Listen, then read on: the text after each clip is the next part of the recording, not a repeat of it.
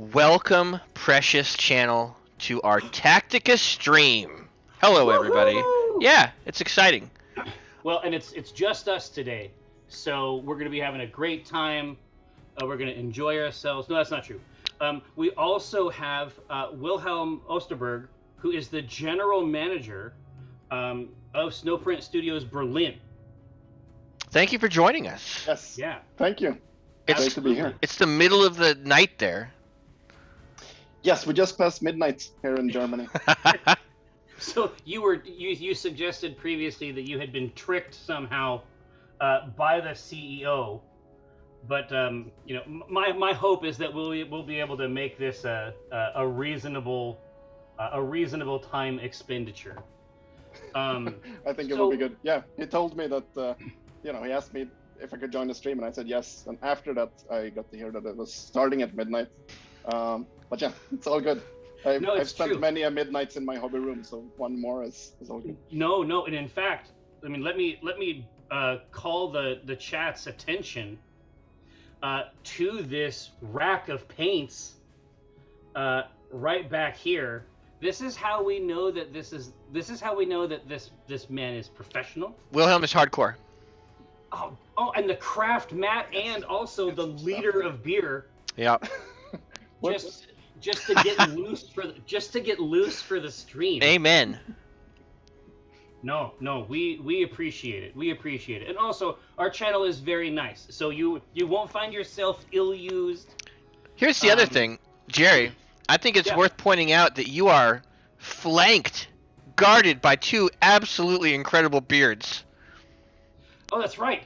I was wondering why I felt so safe. Beards to the left of me.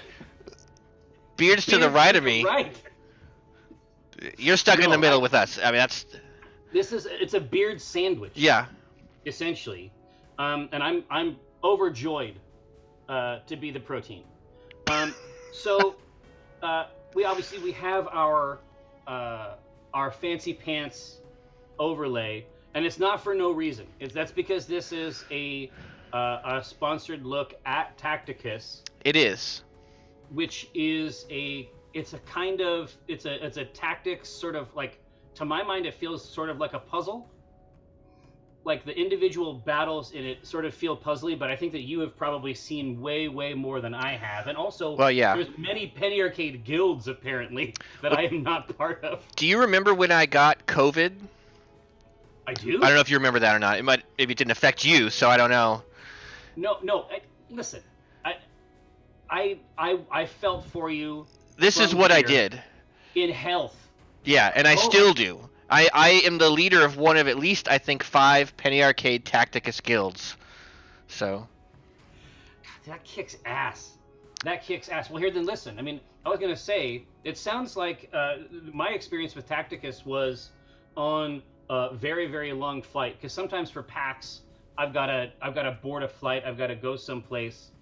And I was surprised to learn, at least at that time, that because most mobile games don't let you play the game. You can't really engage with the game at all. And this one actually let me go through a bunch of the introductory content. But you were saying that people had gotten too crafty at manipulating the single player content for their own gain, and so eventually you have to lock that stuff down. Is that right? Yeah. We started with more offline capabilities. We had good experiences with that back in Legend of Solgard, our first game at Snowprint, and we had it in Rivengard, our second game as well. And of course, it is great, to be able to play on a long flight or so. But yeah, we do see there is a small segment in the community that is able to find every hole to gain an unfair advantage. And of course, that's something we have to crack down on. So sadly, we're going in the direction of removing more and more offline capabilities and forcing more online play just to maintain the integrity of the game. Well, yeah, you don't want to have if someone has automated a level tens of thousands of times, we don't want to encounter them in multiplayer. No, I don't need that.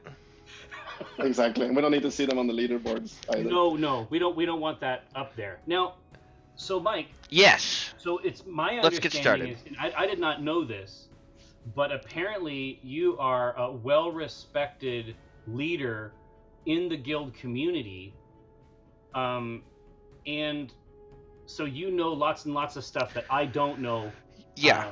About this game, and so I am going to ask lots and lots of questions of both of you, and hopefully those are the questions others also want. But I have chat as well, so I may be their avatar from time to time. Yeah, if you have questions in chat, please let us know. I think we should start at the very base level though, and just start by showing sort of what factions are available, where you can pull your characters from, and then we can jump into a game, because we actually need to build a roster here.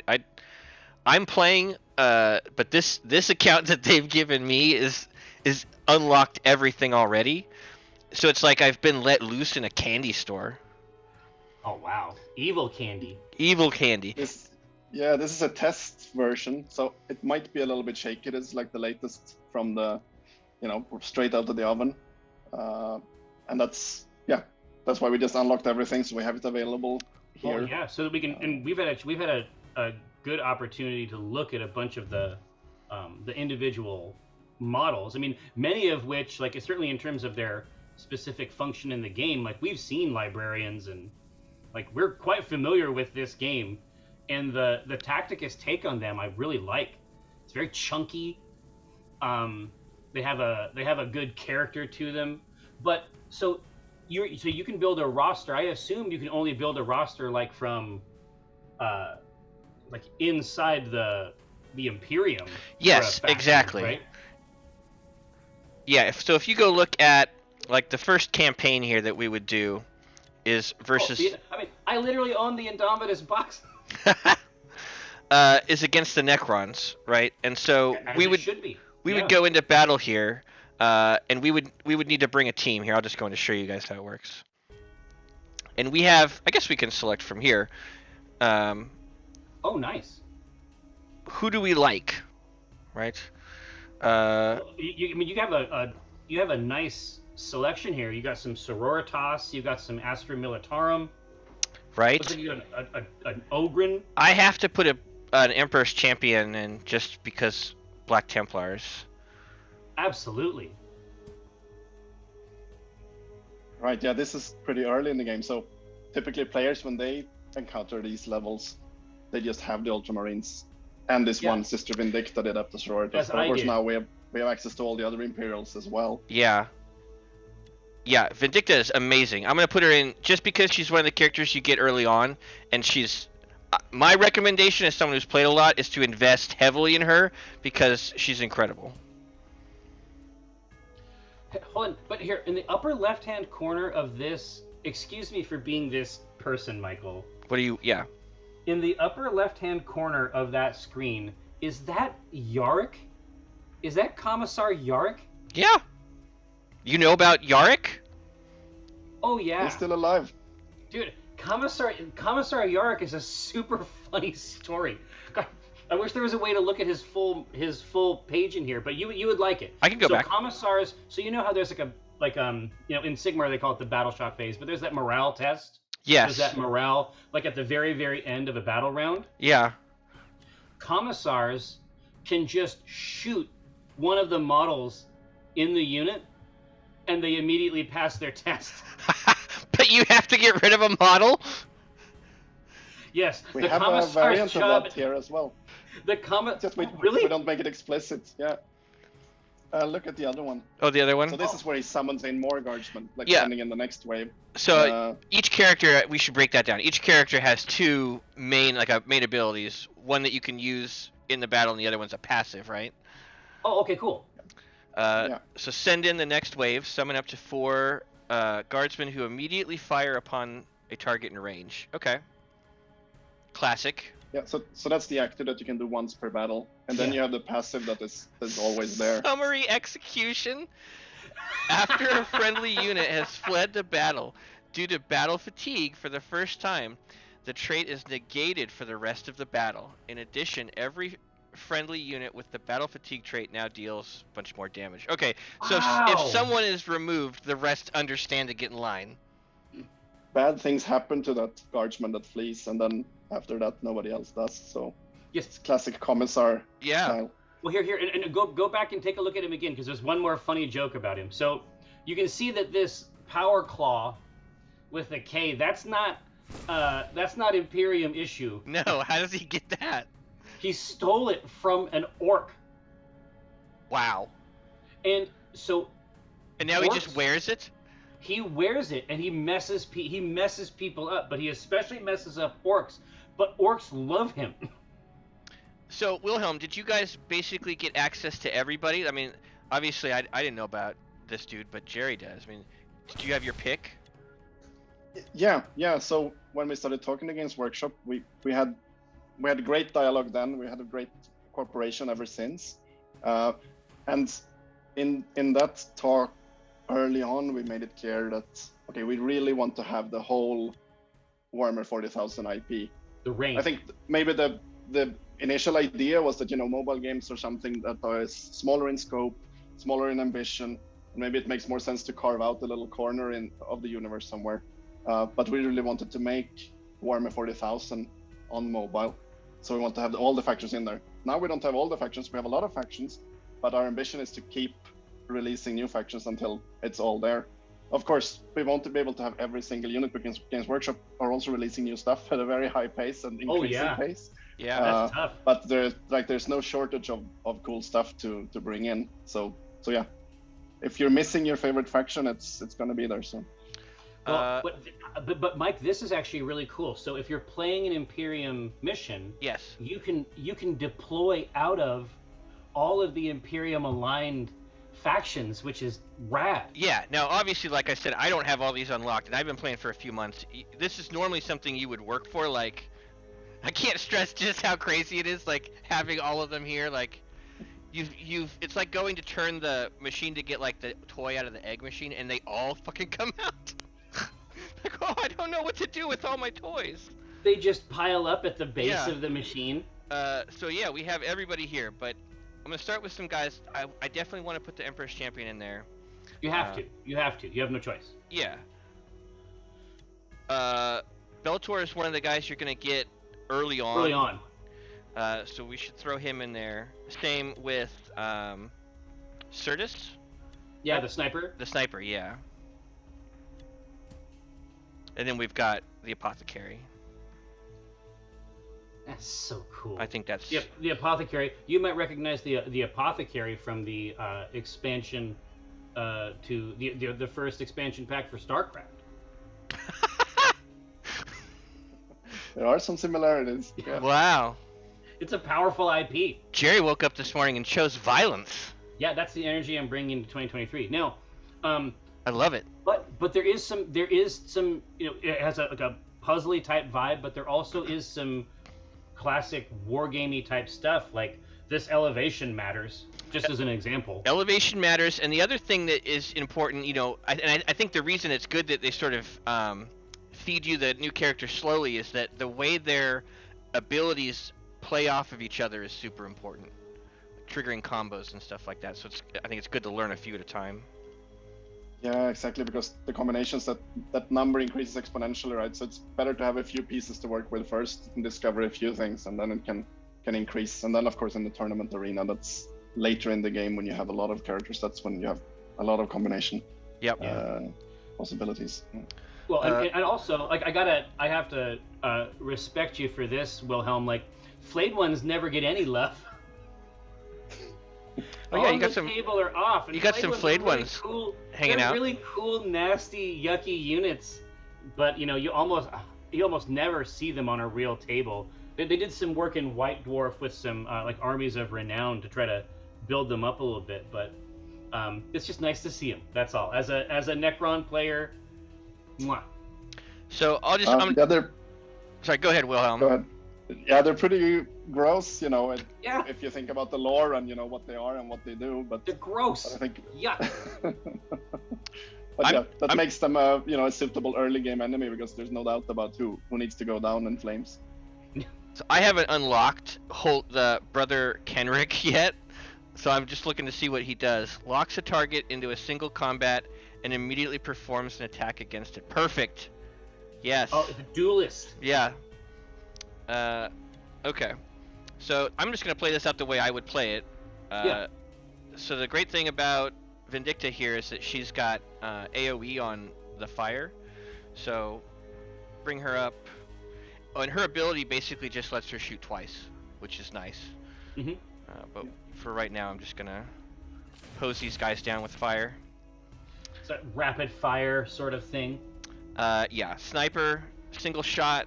His ability is gonna let him focus even more damage on one person and shove them back.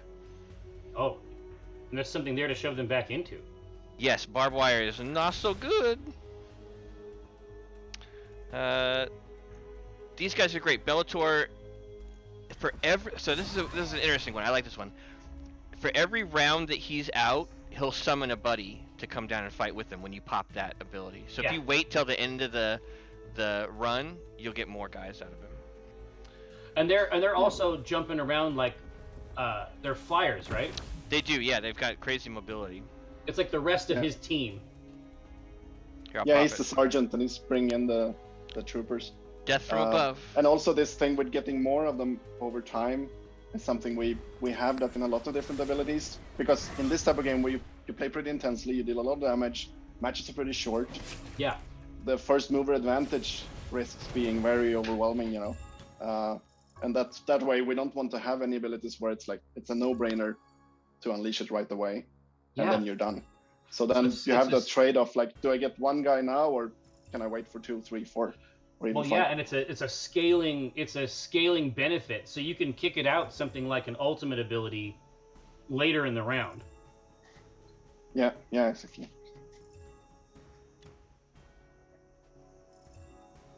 So this is the Indomitus campaign. Is that a Royal Warden up there? Yes. Yeah. Do you want to break down? That's the first boss. It's so great. Wilhelm, do you want to break it down how each of these little sections works? Yeah, so each is a section of 15 battles. The 15th is the boss battle against the guy that stands there. And then as you beat that battle, you can also grind to unlock that character then. So that's kind of the classic thing, right? You beat them and then they join you. Okay, so you beat this Royal Warden, and then you have that as a faction unit.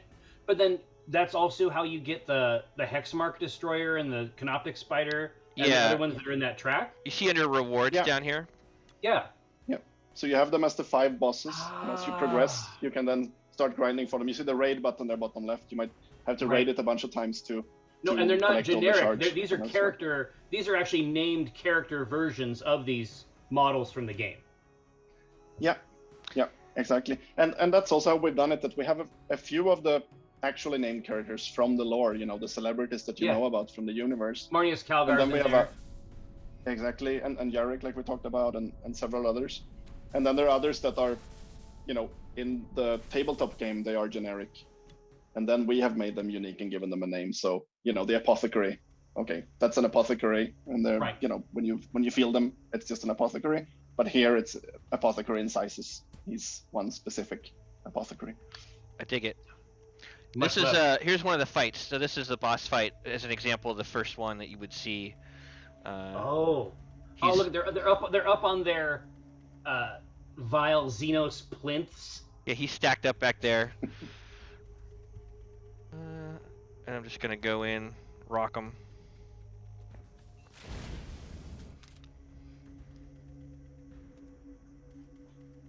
Just make it hot. I make it hot for him. I snipe him.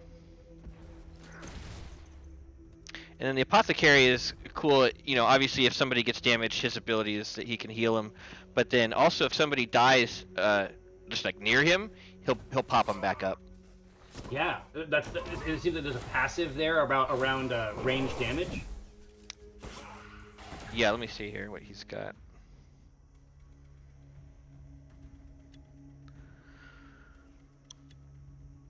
Yeah, he can heal friendly units. But nobody gets hurt when I play. That's my problem. I'm too good. And you have the scarab swarms there, and that comes in. See now you shot with the sniper with the scarab swarms. I messed that up. One hit, so he essentially rolls one die, and he can only kill one. Then in the swarm they have 5. Whereas Bellator in Scepter is extremely good against the swarms because he's just shooting his storm bolters and taking down any amount. Yeah, it's a multi-hit. It's in game terms, it's like a multi-hit attack. There it goes. Yeah, exactly. So we have for each character they have a ranged attack and a melee attack, and there's a damage type that determines how much they pierce the armor. There's the damage number, of course, and then there's also the number of hits. Time for a medic. I was just gonna say, I thought nobody took damage. That's what I heard. All better. Oh, they're feeling good again. Oh yeah, see, but scarab swarms are nasty. Like, they provide that benefit on the table as well. They're thick. They're hard to move through. They're hard to move through, and there's essentially each individual model has something like 4 hit points. So right, you're just soaking up all the hits. So grinding through them. But they also, like, the nastiest thing that you can do is, because they're so hard to kill, you move them up on enemies and then blow them up. Do they have any of that type of stuff? They don't blow up, but they deal a lot of damage too. Yeah. Oh, they're filthy nasty. And that comes off of a stratagem anyway. It isn't actually anywhere on the sheet. Oh, we're giving away stuff in the channel. Oh, loads. Loads of stuff, by the way. All kinds of goodies.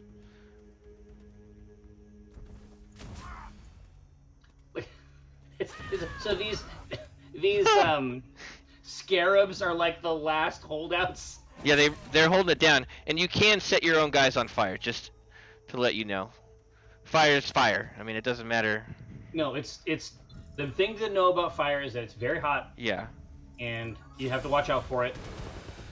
Obviously. All right. So if you ice him, and you are getting shards for that character, so you might do that boss fight several times to get the shards out of it, and then cash those in.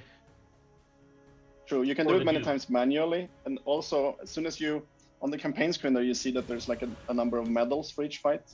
Yeah. And if you beat a battle without losing any characters, you get all 3 medals, and from that moment on you can raid it. So then you just use the raid tickets. Oh, see there. So I raided it and got one, right? It's random. So tell me about the raid. The raid it basically plays out the battle instantly. So if there's an early encounter that you don't want to take your super decked out team back and do this old encounter, but you want to run it to get a chance for this drop, you just raid it. And I see. So there I got coins, right? Coins. You automate. You basically you can grind it without having to manually grind it. Right. Okay. Yeah. Yes, it's a way to kind of try to reduce the amount of trivial battles that you have to play. Yeah. So you don't have to do everything manually every single time. To me, it makes it so that you can have a larger percentage of battles that are interesting and pushing on and spending your time more there. It's very much less grindy. I'm spending the time I want to spend in the game doing more interesting battles. All right, so this Indomitus campaign has okay, so that's the Overlord, and so Fall of Cadia is its separate campaign. Yeah, here I'll go back out. So Indomitus is the one that you'll start with, and that is all. Oops. Oh, I'm at the end. That's beginning. That's the Overlord there. There you go. So 75 battles. Here's another 15. Another 15. You can see the boss you get up there at the top each time. Yep. Spider. Plasmancer looks like. Right. Mm-hmm. And then you would click over, and then you would go to the next. Actually, what unlocks, I think next is the mirror, right? Right. So when you have beaten the normal campaign, so to speak, then we hit the mirror, and then we're just flipping the table. So you're playing the Necrons then against the Ultramarines. It isn't and the mirror. Empire. It isn't like a swap, like a left-right swap or a different tactical thing. It's you're playing that campaign as the Necrons with the Necrons that you have unlocked. Here, I'll show you an example. Yeah. Let's jump into exactly. one. So it's the same location and it's the same encounters, but different levels actually. But lore-wise, it's the same location, the same conflict. I gotta see what Anifet does here. Oh boy. In a free adjacent hex, summon one Necron warrior for each round that has started. So he is like the Ah, the why other did I guy click who it? can summon God house. bless it. He brings all the boys to the yard. Well, and that's a Hexmark destroyer? Yep. Yes. I can create scarab swarms here. Oh yes, that's the spiders deal. Yep. Oh, what a oh. Yeah, so it's a direct counter for them. Yeah, and then let's see, this guy, I think he deals a ton of damage, and anything left over, he deals to adjacent hexes. If I'm right. Yeah, so you can shoot down like a whole group of enemies, Yeah, it's pretty provided fun. that they are weak enough to not soak up all the hits on the first target. Here, now, Wilhelm, I noticed something in there in the description of the ability. So in Tacticus, you have enmitic damage set up as a specific damage type. We do, but to be honest, I think we went a little bit too much into detail with the different Necron damage types. They have so much different technologies. They do. So we're trying to reel that back a little bit to make sure, we have the flavor there, but we're not overdoing it and overwhelming players with, hundreds of different damage types. So trying to find a balance there. But yes, at the moment, Listen, we have a medic. As somebody who plays on the table, I'm just letting you know, I also appreciate that, because that's definitely tied into a lot of very specific weaponry. If I remember right, one of my favorite units, at least in the modern Necron army, because that was like my second big army, like when I really started to take the game seriously.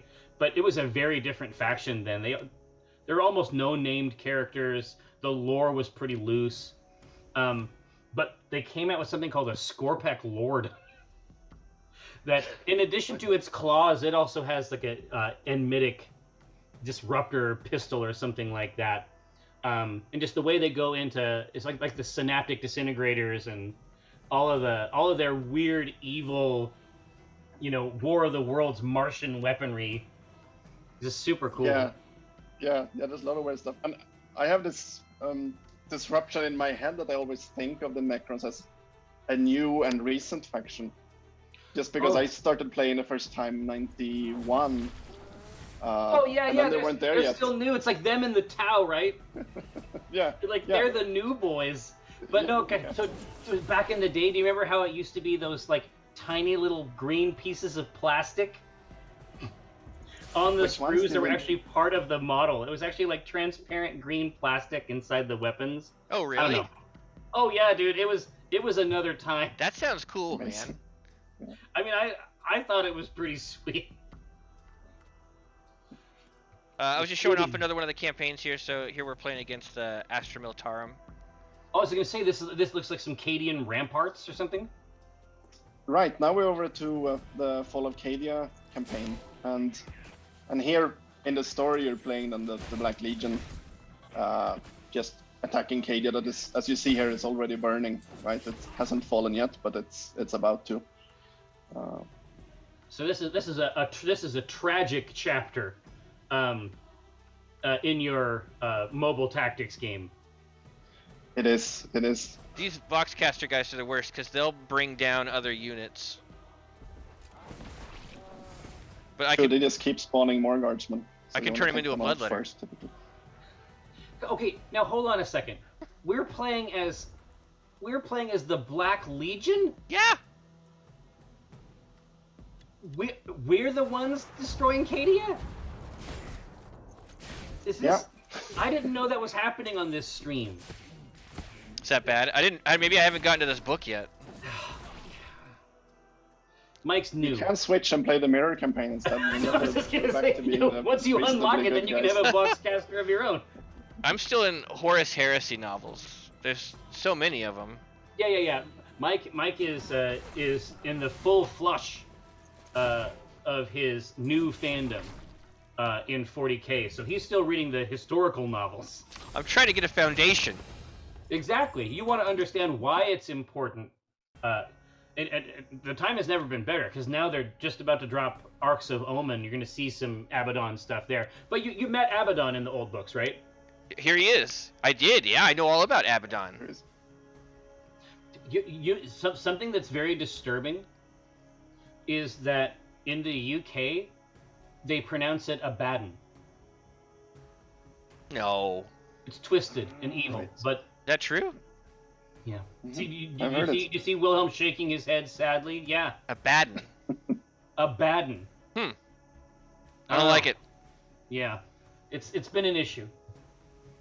But obviously, yeah, he's got his demon sword there, and he's got his power claw with the guns on the back. It's pretty sweet. Yeah, so I haven't actually played this one. I haven't unlocked this campaign. Well, let's play it. Let's just jump into here and see what a fight looks like from this angle. Right, and now we're in the mirror campaign, and so we're playing the Imperials again. Oh man, look at fighting this. against Black Legion. Who do The you traitor recommend, Wilhelm? Now I've sort of played with the guys I'm comfortable with. I've showed off some of the ones I know. Who do you like? Try someone that you haven't tried. Try Thaddeus. He's got some nice. Help me Do you out. have, going on. do you have Morven Vol? Yeah, she's there as well. In the second row there. Oh yeah. Oh yeah, she's the one that had that cool suit. Yes. All right, she's in. There was a lot of detail on that model. Yeah, it took there a is. while to make. Well, because obviously the models are very, very detailed, on the table, but they're not animated. Hi, Marshal Halbrecht. I know him. Oh, hi, Marshal Halbrecht. What? I'll put him in. What are those things he carries at Hell's Reach? He's the hero of Hell's Reach, right? No, you're thinking of Grimaldus. Yeah. All right, who else do we like? Thaddeus, I can put him in. All right. God, look at this model. I mean, it's pretty fly. So what's she get up to? The Sanctorum missile. That's a lot of damage. Deals 2 times to a target and 1 times to all hexes adjacent to the target. Yeah, that could be a pretty strong clear up front. Let's just open with that. That'll do it. Now they're gone. Tell me about yourself, High Marshal. Crusade of Wrath. All friendly units within 2 hexes now deal plus damage and gain pierce in melee. Ooh. Alright. Cool buff. Thaddeus Noble was not moved. It unleashes a barrage of 5 shells on any target on the battlefield. Yeah. So he's calling in assets from off screen. Yes, classic Astra Militarum. Yeah, right. Thing to do. Oh, are these like some chaos troopers here? Like some Traitor Guardsmen. traitor guardsmen, exactly. Yeah. What's the Traitor Guardsman? Traitor guards. It's like the evil Astra Militarum, right? These are the guys that you cut a lot of these guys down in Dark Tide. Oh, it's so dark in there. This is what they look like? Yep. Man, that's quite a gun.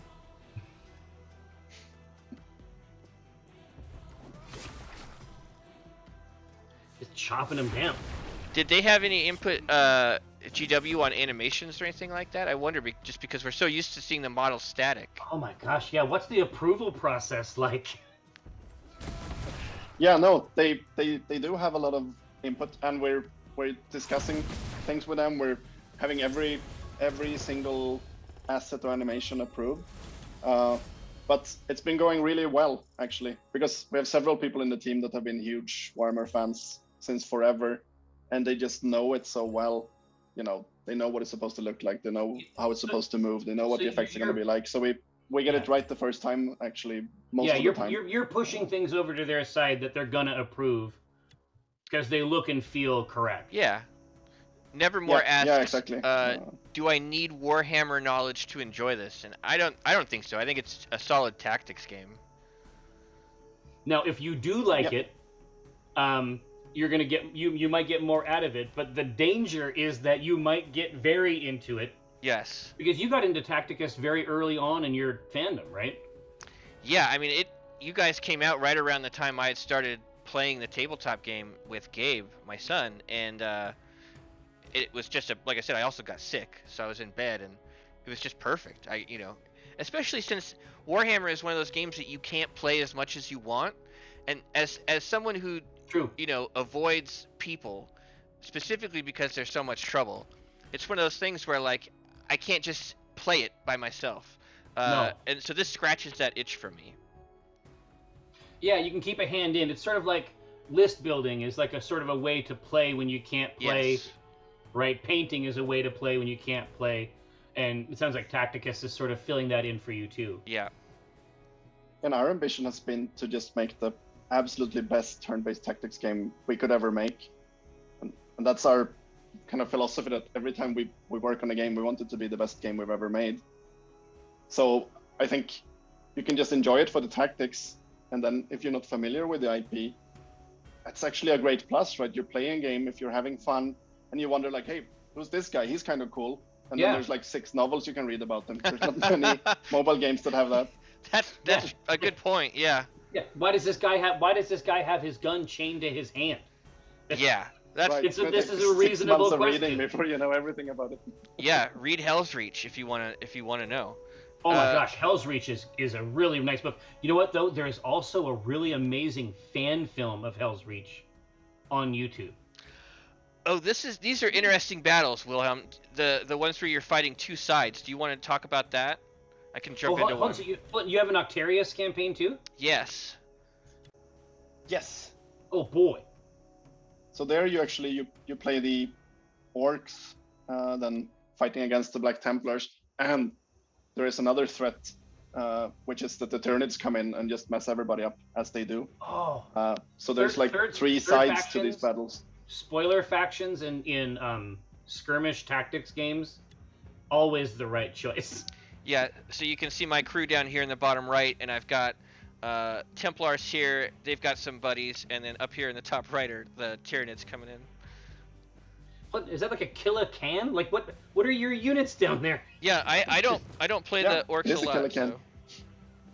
We've got the Gibbous Scraps. Oh man, look at He's that a jaw. big mech. Snapper Rekka is a Killican. Then we have Snotflogger. Snotflogger, the Run Turd. Ah. Tank Smasher is the knob on the squig. Pus Golgwarts. I'm And gonna. he's the big boss. This one, I'm gonna ask you, Wilhelm. I have not figured out how to correctly use this ability, and it might be because I'm dumb, and I'm fine with that. Discovering that right now, live on Twitch. But you know what? But you aren't. It might be that you don't know how to say "whoa." Whoa! Right. Well, that's pretty good. Yeah. Right. So but it wasn't bad. it has to come from deep down. Yes, you want to use that one typically when your other guys are within range or almost within movement range, and then just trigger it to have all of them rush forward, typical orc style, and just dealing bonus damage done in melee. Okay, so the melee they do at the end of that is buffed big time. Yep. Okay. I see. So you get everybody spread out, get them in position, then you hit that to maximize the advantage of that. Yeah, exactly. You want to make sure that they all have some enemy within range. Otherwise, they just kind of, stop short and don't do anything. Yeah, I mean, I literally. So last Thursday we play our director of design and I have been playing Age of Sigmar on stream on Thursdays. I literally called an Iron Jaws WA on that stream. So I'm your WA source. I can help. And this guy will ram, but he will also deal damage to himself, which I think is funny. I mean, there is a grot sitting in there, so. And I don't know what this one is. Unstoppable momentum. Charge in one of 6 directions and keeps moving in a straight line until he hits an obstacle or a unit with the big target trait. Interesting. Never seen that guy. Yeah, you can just plow through a whole line of. Does somebody on our side give someone the big? That's pretty good. I haven't seen that guy yet. Does one of the other orcs give something the big target trait, or is big target a property of larger, more dangerous enemies. Big Target was my nickname in high school. Really? Yeah. That tracks on. No, it's the latter. So all the units can have, between 0 and 5 traits, and with the traits, we're just trying to capture some of their essence. So a big Ogrin has big targets. Oh, I see. So it's a property that some units have that ability is especially good at dealing with. Well, rather the opposite, because you can plow through people with this mega charge and just toss them to the sides. But once you run into a big target, that's the end point of the. I gotcha. Yeah, I gotcha. Yeah. Now, Mike, it seems like you have a Termagant issue up there. Yeah, they've got me surrounded. You need to call a service. So I'm gonna bring up the Snotflogger. He'll pull up a dude in a square that is adjacent to him and an enemy. So if you can get him into a situation where that, lines up right, you can actually pull out a bunch of guys. For now, I'm just gonna grab one. Oh, so if you have him set up on the field where that condition is true multiple times. Right, if he's surrounded in a way that you can, have many squares that are adjacent to you and an enemy, that can be a super fun one.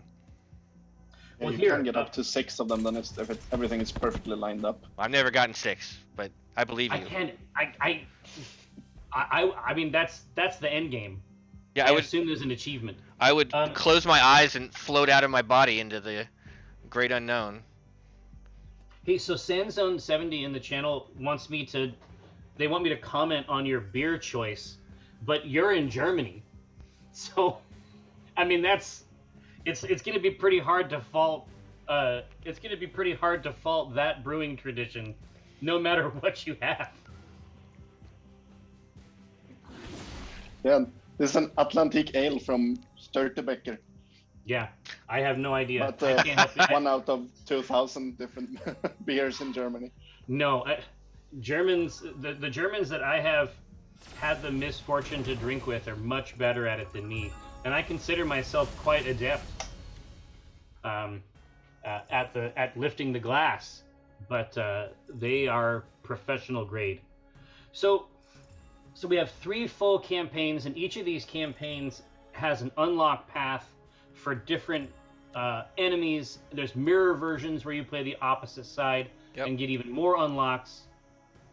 I'm familiar with all these campaigns because I play the game. Okay. I mean, so what else is there inside this experience? Yeah, Wilhelm, So there's a number of game modes. Yeah. Go ahead. I was just gonna say, what do you want to show? Yeah, we could just look through them from top to bottom. Okay. Quickly. So the idea is that each game mode should give a little bit of a different challenge. Maybe you play with different characters and you play obviously with different goals and in different way. So now there's more variation in the gameplay itself. Yeah. And they have a certain role when it comes to the, let's say, the resource gameplay and the progression of the game. So the arena, you play against other players, but you actually play against their lineups, whereas the AI is controlling the moves. Oh, it's asymmetrical. Asynchronous PvP. Yeah. This is the PvP I play. So basically, so it basically slots you against someone's. So do you take your roster and slot them in here, and that's we can go do what it. other people play against? Yeah, exactly. And then there's a number of leagues that you can climb up the leagues over many seasons and get all the way up there. Oh, and the arena has custom battle maps? Yeah. So I'll say my recommendation from the time I've played on a small map like this, it's best to let them go first. My experience. Oh yeah. That was one of the tooltips in Rivengard, which I also played earlier today. And then I can come over here, hose them down with fire. Oh my god, or I can get sniped by Overwatch. Whoops. Jesus. Alright, well. I guess that lineup is about the same. Boy, he's same tough. strength as yours. We got a tough guy here though. Well, there's no like guts to pick up and try to heal. I can't even. He just It's annihilated. He was completely destroyed. I'm gonna back him up. All right, I think you're playing against yourself, right? Because it's the test version, Oh. so it's the only enemy that is available. But that's good. I win either way. Yeah. So you're playing against your own lineup, so now it's, now it's the skill, you versus the AI. Right, but having the apothecary in there in the mix is probably where they need to be anyway, right? Yep. Yeah, they do have the area heal, right? That's the active ability Yeah. you can use once, where you heal everybody around. So There's a chain lightning yeah. from Vero that's real nice there. Vera's your librarian? Yep. Call down the Here crew. we go. Here we go. Called in as Rowdy Boys. Yeah. Meet my friends. Should probably try to pop their apothecary. Here, now, Wilhelm, are you familiar with something called a beard Oreo? I think you're a beard Oreo. No. Is that what they're saying? Hold on. Am I think the we are the cream? beard Oreo. Yeah, you're the cream. Am I the cream in the beard? Is that what the Yeah, metaphor is? that's what they're saying. Mm-hmm. This is wicked. God. For Christmas, Kara got me a beard maintenance kit. Oh, really? Yeah, so Does it I have got- rich oils, I've got oils, I got creams. unguents. Every day I use it. I don't know, Wilhelm, do you do anything for that beard? Is it just natural? No, I do a lot of work regularly spilling beer in the beard. Yeah, that'll do it too. Yeah, that's a natural moisturizer Phosphor, Yeah, thank you. classic. for the beard. But no, I had just seen Ratatosk in the chat, and apparently, if you enter the code Beard Oreo inside the settings, you can get a small gift, and that's rude. That's What? hurtful. I think that's hilarious. Here, so I'm are gonna you put in the code to shredding? get the thing. Or are you getting shredded? It's hard to say right now. Well, I'm Well, getting both, shredded. if you're fighting yourself. Well, except I didn't have this guy. Marnius Yeah, Marcus Calgar. Calgar, that's a really famous Ultramarines character. okay. Calgar, take me away, and he did. He is. He's going to be taking you away very shortly.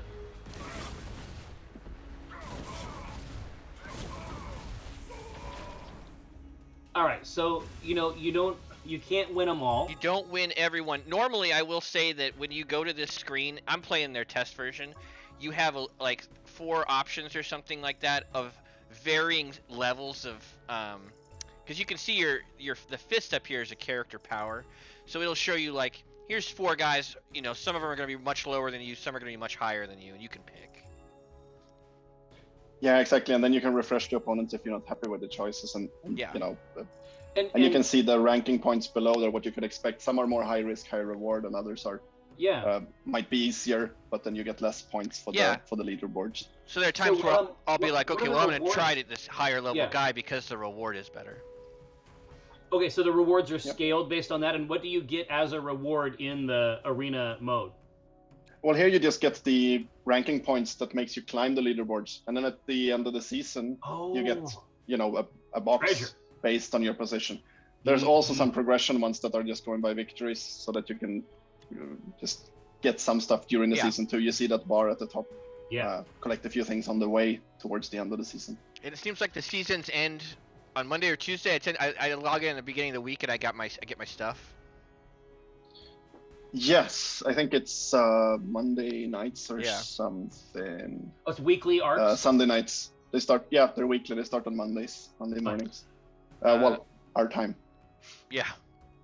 Which, by the way, congratulations. What is it's like 1 in the morning now? Yeah, we're getting close to 1. Yeah. Listen, you're doing great. You're doing great. You're doing well. All right, Thank you. so I'm used to regular sleep now with 4 little kids running around Oh, at home with it. heck The youngest yeah. is about 6 months. So Oh, yeah, that's an adventure. This is something we both have experience with as well. So arena. Okay, that reminds me. So I had to Yeah. get Gabe out of school today, because he's my producer for all this. And I thank God I did, because I couldn't have figured all this out. No. So I had That's to cool. I had to write a note for him to get out of school, and I don't normally do that. And I handed it to him, and he goes, "Dad, this looks like the note a second grader would write to get himself out of school. It said, "Dear Gabe's school, please let Gabe out at 1:25."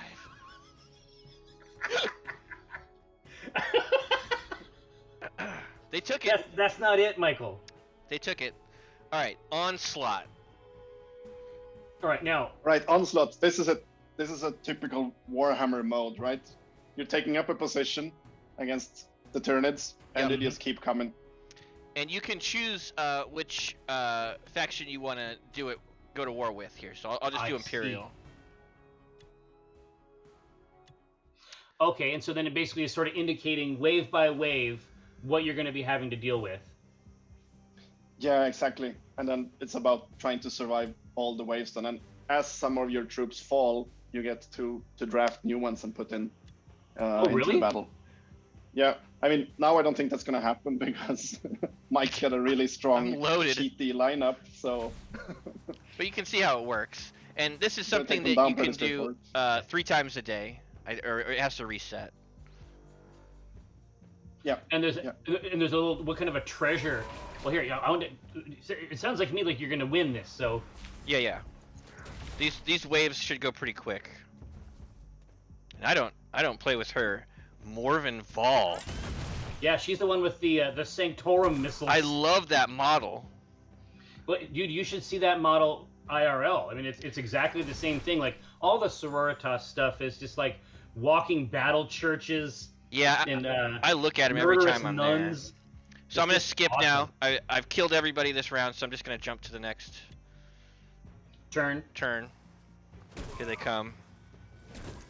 So, Wilhelm, what's the process like for doing the individual models? Like, do you start with a physical model and do some kind of photogrammetry, or? Yeah, it varies a bit, but what we've noticed is that the best we can do is to actually use the physical model. Games Workshop are very helpful in sending us piles and piles of models for all the factions that they're working on. Is that what this is for, Wilhelm? Is this whole thing a scam? Yeah. Have we penetrated the inner sanctum? No, so our art director Mo, he usually just grabs the pieces, photographs them, and puts the model together bit by bit as he works on the concept. Because sometimes you just see it much better in the pieces, even as some of the Warhammer fans even tend to paint them on the spruce sometimes for the same reason, right? And yeah, then we have our concept art, and then we go into modeling, and then there's a lot of steps, right? Modeling takes about a month, and then there's the rigging, and then there's the animation, and then there's the logic implementation, then there's the visual effects, and then there's the sound effects. So we pour a lot of time and energy into each one. Yeah, I think that also, shows. of course, it really does. Getting it right. Both on the gameplay side and on the visual side. So how far out of sequence is the design, like the numbers and mechanics stuff? I mean, how far is that ahead of the rest of the process? I would wish it to be well ahead, but the designers tend to be a little bit too last minute sometimes. Tomorrow morning we have a meeting about nailing down certain details in our next raid boss that probably should have been done about a week ago for the arch team to be comfortable. So that's a constant struggle. You have to be up in the morning after this stream until 2? I feel bad. Yeah, well, we're just gonna talk mechanics for a raid boss, so that's not work. Okay. Oh yeah, I guess that's true. I guess that. I mean, that sounds like a pretty good meeting to me. Yeah. Yeah, I think it's gonna be fun. But we start with kind of looking at the faction, of course, reading up on it to refresh the memory and looking through the data sheets to see, okay, what are the cool things, and also discussing things like what's typical for Astra Militarum, what are things that we can't do without, how can we represent the faction best when we can only pick 5 characters. Yeah, so what if it was missing, that it would just feel wrong? It would just be it wouldn't read as Astra Militarum, right? Yeah, exactly. And it's a bit of a challenge sometimes because slimming a whole codex down into 5 characters. Slimming a whole codex, slimming tight. Decades of lore and concepts down to 5 or 6 characters, right? I mean, it's a big job. So this is Yeah, it's a hard to pick the ones. the important thing, like why you would play Onslaught each day, is that at the end of it, you essentially get to choose one of the characters that fought and get shards for it. Oh, is shards part of a?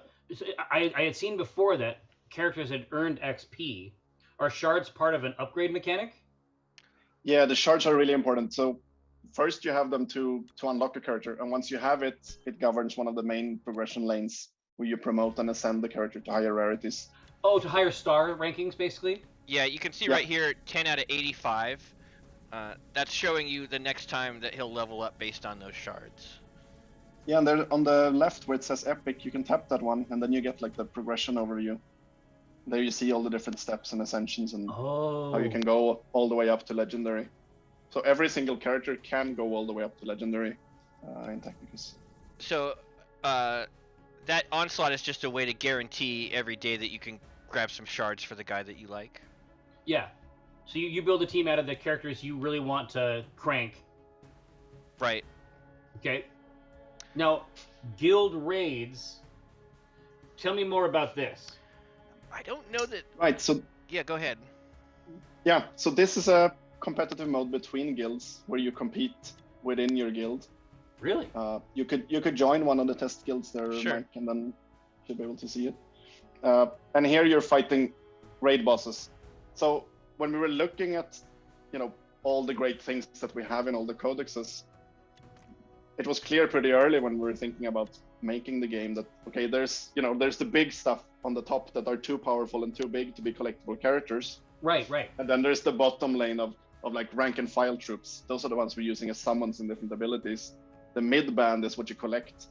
And then the raid bosses, that's where we put those huge beasts that wouldn't, fit in a character collection because they're just too big. Right. So yeah, we've started out with some Tyranids, and pretty recently we also added Zarek. Yeah, I would say this is my favorite thing that I log in each week for, and when I can, is seeing the progress that my guild makes through this chain of bosses, because each guild has 20 people in it, and everybody has an opportunity each day to take 3 cracks at the boss. And so everyone's dealing as much damage to this thing as they can, and then you'll log in on a day and you'll see, oh my god, we beat it, and then you'll get the rewards, and you guys will be on the next boss. So it's a really fun way for the guild to work together, and you can use this screen below it would show you, like, this is the person who's done the most damage to him this week. Oh, it's a progressive damage, so it's asymmetrical, but you're still fighting the same boss? Yeah, so I'll pop in, and in the chat I'll see my guild saying, oh my god, I almost beat him, he's only got like 6,000 health left, somebody please kill him right now. Like, That's great. yeah, you're chipping away as a guild at this health. And so is this Hive Tyrant flanked by some weirdos? Does he have some allies? So in this battle, he's got some allies, but there's also the side bosses that you can attack just to whittle him down. But those are other battles. But here's the main battle now. Then. Also, I have been trying to steal some of your paint jobs on these Tyranids, and testing them out on my actual models. You got some good ones. Yeah, that's Mike's other army. Cool. Oh, the Tyranids are great as well. We don't have them as a playable faction, but we did the faction survey with the community, and there were several ones that were much bigger. But still, we did note that there was a certain portion of the community that were voting for Tyranids as a upcoming playable faction. So well, yeah, I mean, we'll see. I mean, it's a bummer because you already have so many Tyranids modeled. They could have saved you a lot of time there. Sure. Yeah, so he's getting ready to summon his boys now, I think.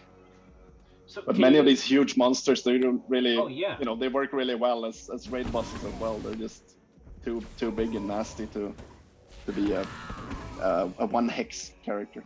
Oh yeah, so he's standing on a triangle of hexes. Yeah, he's huge. Yeah. And he's got flight, and it looked like the other one you had up there was Zarek, the Silent King. Yes, correct. Is he on his? Does he have his triarchal menhirs? Like, does he have his stones? Wait till you hear this, Jerry. Those are there as the supporting separate battles, and he's starting on his throne. But sometimes he chooses to step down from it too. to get into fisticuffs. Like because we got to him the other day in our guild, and before you can fight him, you have to, as a guild, destroy the two side things, the menhirs or whatever that are protecting him. Incredible. It's like a raid boss, and it's just great. Dorks. Oh man, that's exactly right. That's exactly right. And then and your boy has a Zarek. He does, yeah, from you. Well, yeah, from me. But is he like built and painted? Oh yeah, well he's not painted, he's primed. Gabe is very intimidated by the painting. I found that there are a lot of people who that is very scary to them. Yeah. Yeah. Yeah, you want to do it right.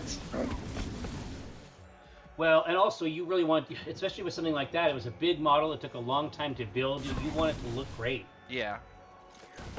Okay. I'm a happy accident Bob Ross painter. I just throw paint on him. Yeah.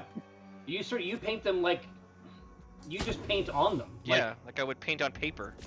Exactly. So. This is our last round with him. I was just gonna say. Oh, so you get a certain number of rounds? Yeah. Ah. So. Oh wow. So it's all about finding like the optimal usage of your time in the fight. Yes. Yeah. So when I go to fight you want to him, deal as much damage as you can on the limited time you have before he gets tired of you and flies off. I bring a special crew that is designed to fight him.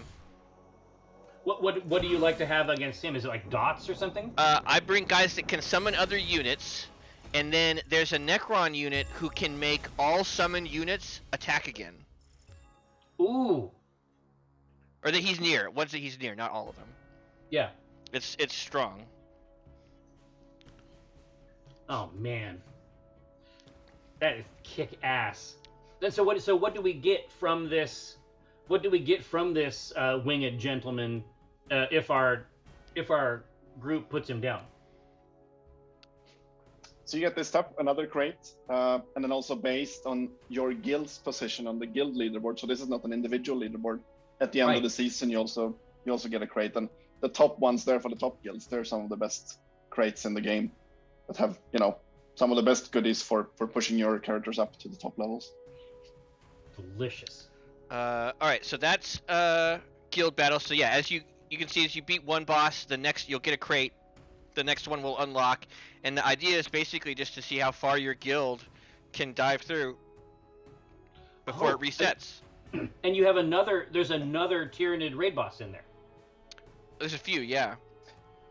Yeah, true. We have two completely different types: Turvigon and the Hive Tyrant, and then we have three different Hive fleets. Oh, and do those Hive fleets also have mechanical features? Yeah, it's a little bit less, like they each have one passive ability that is unique.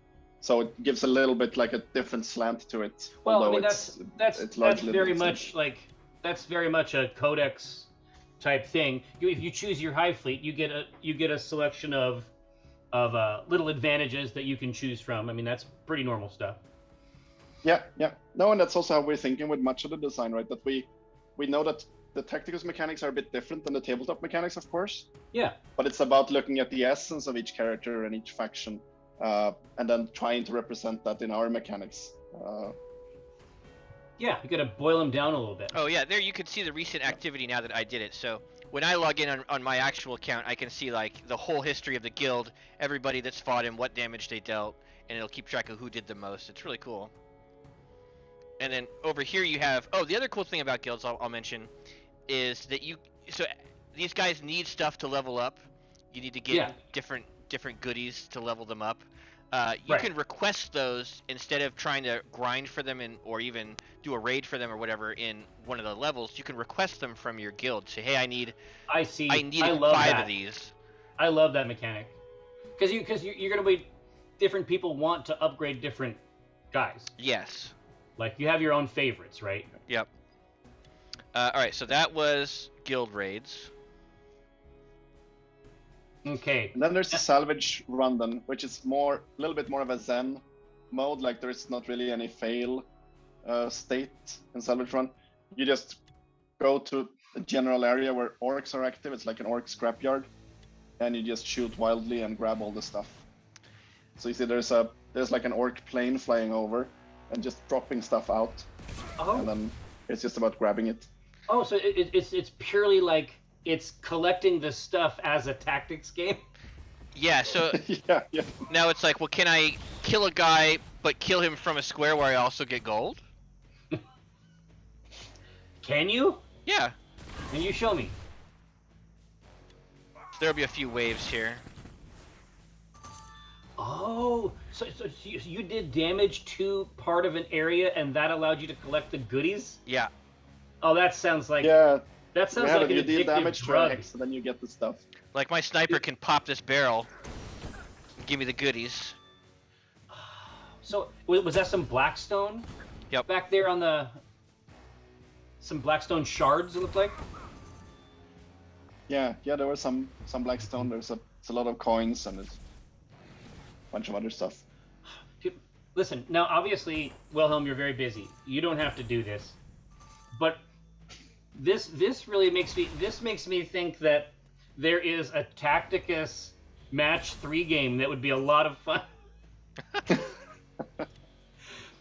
I would play this Tacticus match 3 game a lot. And some of the things are harder It might to feel open. like a bit of a stretch. You're lining up the grots. Come on. Like trying to crack open the strong box, I'm gonna have to have everybody hit on it. That's a really good idea. Just to make it stuff. Yeah. Make it things that, well, because it's tied into the combat system. If you're good at the tactics part of it, you'll be able to transfer those skills to this, but you're doing something completely different. Yep. And that strongbox only opens if you get the crit. Oh, is So that you what got it crit. is? So then, yeah. Oh, okay. So you want to attack it with, one of your characters that have high crit chance. High crit, yeah. Listen, Ratatosk, I have to say, I was delighted. I was delighted to see your handle first of all, because that's one of my favorite. That's one of my favorite literary entities of all time. But I was also delighted. I was messing around in Solgard. I was playing one of the other games from Snowprint just to sort of get a sense of the rest of the stuff. And Ratatosk is right there. You see him right at the very beginning. So, if you're not familiar, Ratatosk is the best. Ratatosk is like a gossipy squirrel that runs up and down Yggdrasil, the world ash, and talks shit to like incredibly powerful primal manifestations of reality. And he just goes up and says, "Yeah, listen, I heard Nidhogg saying some crazy stuff, Eagle. He was saying the worst stuff." And then he goes up and talks to the eagle. Hey, listen, I know this is probably unprofessional, but this cider is going through me. And if I don't go to the bathroom, I'm going to go to the bathroom on stream. Listen, do not pee. Jerry, keep it going. Keep the conversation going. I'll be right back. All right, I'm going to soft shoe. It's going to be fine. Now, Wilhelm, we can... I wrote a little song about... Wonderful. No, I didn't. That's not tuned. But I would tune it, and I would write you a song if that's what you wanted, actually, IRL. So each of these little scenarios, like the arena and the onslaught, they're all twists. They're all like fundamental twists on the interactions that you have in the campaign modes. I mean, I can't touch that iPad, so I can't scroll down.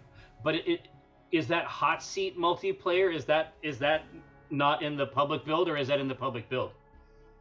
No, so this is like a sneak peek test build. It has a couple of options down there that are not in the real game. But Should the we one not game talk we haven't about them? touched up. No, we almost have the same thing. So hot seat, it's just 2 players playing on one device, which is good for testing sometimes when you're alone and you want to test PvP. But the game mode we haven't talked about yet is the synchronous PvP. So, the actual PvP, where my brain actually plays against your brain and not the AI.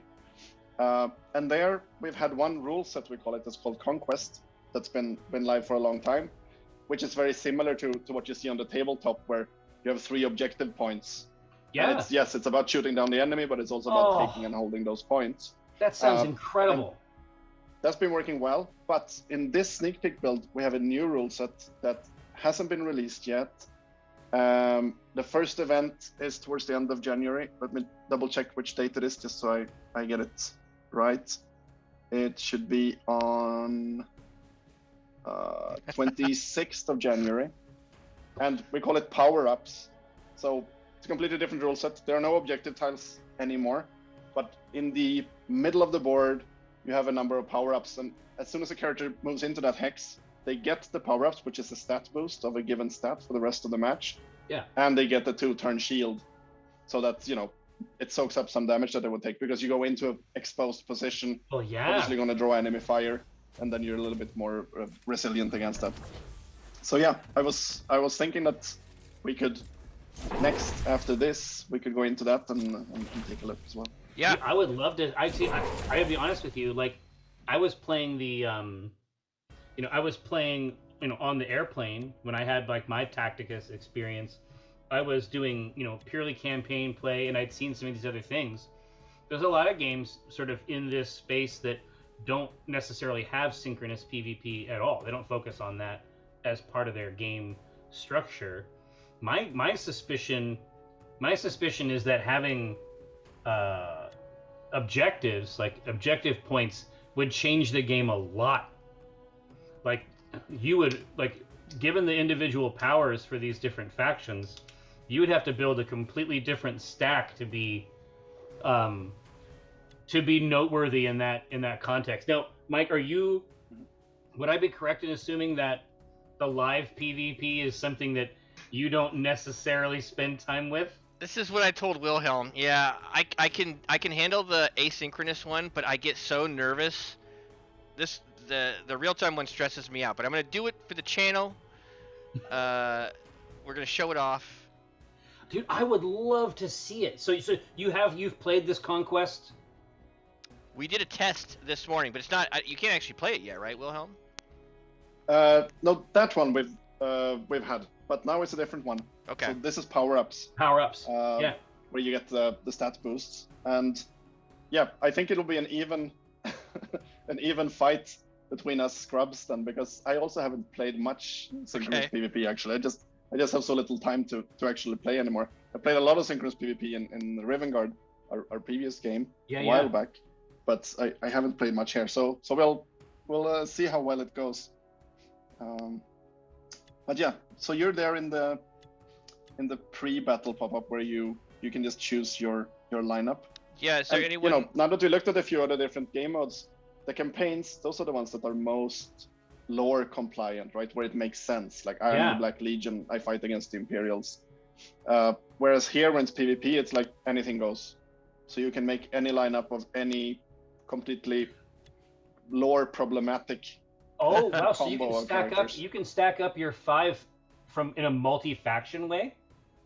Yeah, is there any... Yeah, here you can mix anything. Chat, is there someone that we'd like to see call out? And I'll try to find them. Or Wilhelm, if you've got somebody that you think is especially cool that we haven't looked at in depth yet. We might see them on their side. We haven't seen any Ogrins. I mean, it seems if you want to succeed, it seems like, Abaddon might not be too bad. Abaddon, yes. Where's Abaddon at? There he is. Yeah, I'm not sure I want to give you any tips now that you're... Oh, yeah, exactly.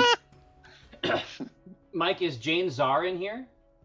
Oh, not yet, right? I think... yeah, she's there. Oh. So Jane Czar has just been released. Her event started yesterday, and it's running now, this week. So yeah, we can also sneak peek her a bit, but we can also look closer at her. The most Mike character for you, it's over on the left, right in the middle. That's Mogon Ra. Okay. Who is a very hardcore. You'll like the art. It's sweet in a very like Darksiders way. Where was the other? I didn't know the name that you mentioned. The lady before him. You said, do they have so and so? Upper top row. Top row. From the left. Oh. He is there. Okay. There you go. Let's see what this does. That's quite a crew. Okay, look for opponents. Let's see if it works. Obviously, she has a crazy mask, but if I recall correctly, Jane Czar is a woman. Is she a lady? I don't know. Yeah. There's a lot I don't know about yeah, she is. Eldari. Yep. Okay, so here's the power-ups. Okay. I'm gonna tap Yeah, on them. hey, listen. Here, Yeah. Ratatosk, I've got the... I have the codex right here, of course. Of course. Of course. Oh, wow. So this map is... This is not like that asynchronous one. This map is a little bit more... There's a little bit more room to breathe here. Is it because there's this band of power-ups here in the middle? Yeah, and these maps are also a lot more sensitive, right? Because when you're playing the AI, if the AI loses, nobody's really sad. Whereas, True. of course, when you have two human players playing, you want to have an Humans even get matchup. very right? sad. Yeah. Humans get very sad when they lose in war games. This is we had to develop some very specific social technology around feeling better afterward. Yeah, and there were certain games that we just decided we couldn't play against each other. True. All right, so I'm gonna jump on. So this here is damage power-up. That seems good. Oh, And yeah, so for the Ogren? He I gets suspect it is. he gets the damage power-up for the rest of the game, right? Or only as long as he's on that hex. What is it? No, now he's picked it up, so it's been consumed, and now he has the buff for the rest of the game. And he has a shield for a couple turns. Yeah, exactly. So you really want to get those. Yeah.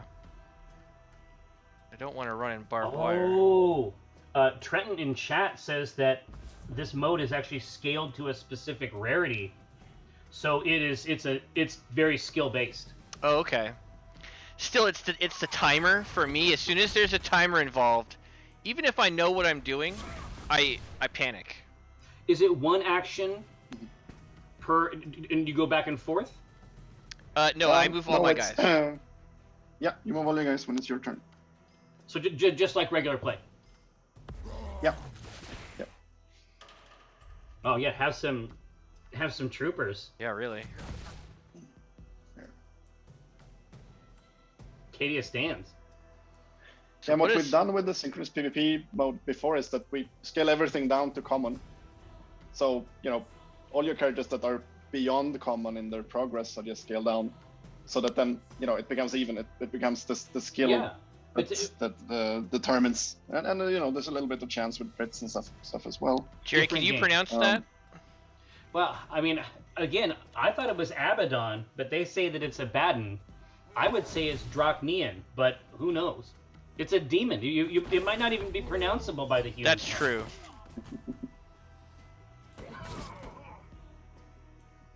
Yes. Scaling Oh, that that way. looks- No, Wilhelm, you could have done it another way. I think so. Probably almost any other way would have been better. Oh. Oh. Oh. Sniper. Oh yeah. See, That might be bad. there they are. Here we go. There. My guess. No? My guess is that. Oh, never mind. I was gonna Yep. say. Listen, don't count Jane out. I was thinking there's gonna be some Storm of Silence, all around attack type situation. I had a good feeling. Oh, this is interesting. Frag bomb. Frag bomb.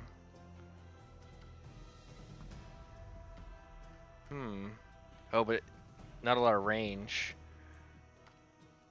Yeah, grenades tend to be pretty short range even in the real game. Go in there and hack him up. Oops. Overkill. Okay. Well, yeah, I was gonna say that Ogren is tough and he's got that damage buff. Oh, that's right. He might just be Yeah. laying people out with that girder he slings around.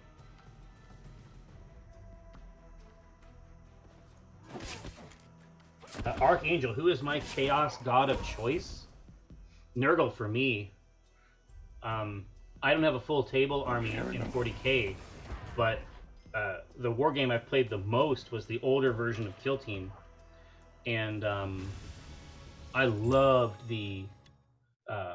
Death Guard in there. It was just a blast. So I want to challenge Wilhelm again. yeah, I was just gonna say, please do. All right, Now, let's do it. and now think about the squad that you want. Yes. Bring that squad with you. So let's see here. Bring the people that you like. That I know about. That's right. The ones that you kill these hive tyrants with. My friends. We can't let Wilhelm come in here on our own stream No. and behave in this way. But I'm gonna go fully lore compliant. But I wasn't talking about a specific move in the game, Wilhelm. I mean, you could have made this PvP like really, really aggressive and not done the scaling. That's what I'm like saying. that. Yes. I appreciate that. Is all I'm saying. Let's try this. Yeah. Let's. Get ready, Wilhelm. there's- Yeah. I But need more Zalvinar- time to figure out my lineup. Okay. Yeah, but Zalvinar says that Death Guard is playable. Don't I know it? We were looking at the models earlier on. I mean, I own a bunch of those models. That's so. I fielded those models. That's Noah. So I have two sons. Gabe is my oldest. He plays Tau, and then Noah is my youngest. He's 12. He plays the Death Guard. He just loves those models. It's like for a 13-year-old They're the boy, coolest. Like they're so gross. Nurgle has got to be the apex. Yeah. Who does Fulgrim serve? What's his? Fulgrim, that's Slanesh. Slanesh. That's right. This is Fulgrim of the Emperor's Children? Yeah, I love that. Yeah. Big Slanesh problems in the Eldari continuum as well. Oh really? Oh, Yeah. excess. Mm-hmm. Exactly. Yeah.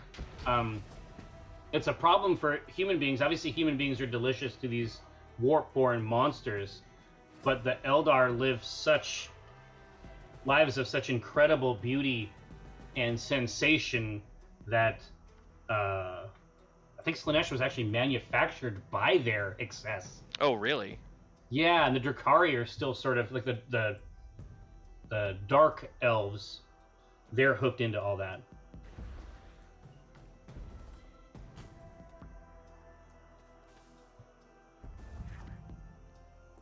Sorry, I can't talk and strategize. No. Listen, I'm super interested in this.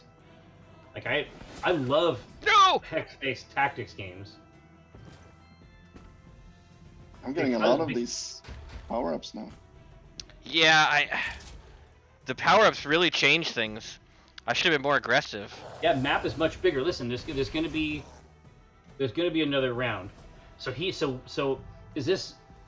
is this Wilhelm on the bottom with all these orcs? Yes. Yeah, I'm playing a full faction lineup now, just the orcs. You know, do the orcs individual models? Is there a standard movement, like amount of movement, or is it per every model has a certain amount? Oh! Yeah, it varies a little bit, but I would say 3 is standard. And then we have some that are slower, that are down to 2. And then the more mobile ones are 4. Guys, I need more time! I think we're at one exception that has 5 at the moment. I get so stressed out when the screen starts to flash.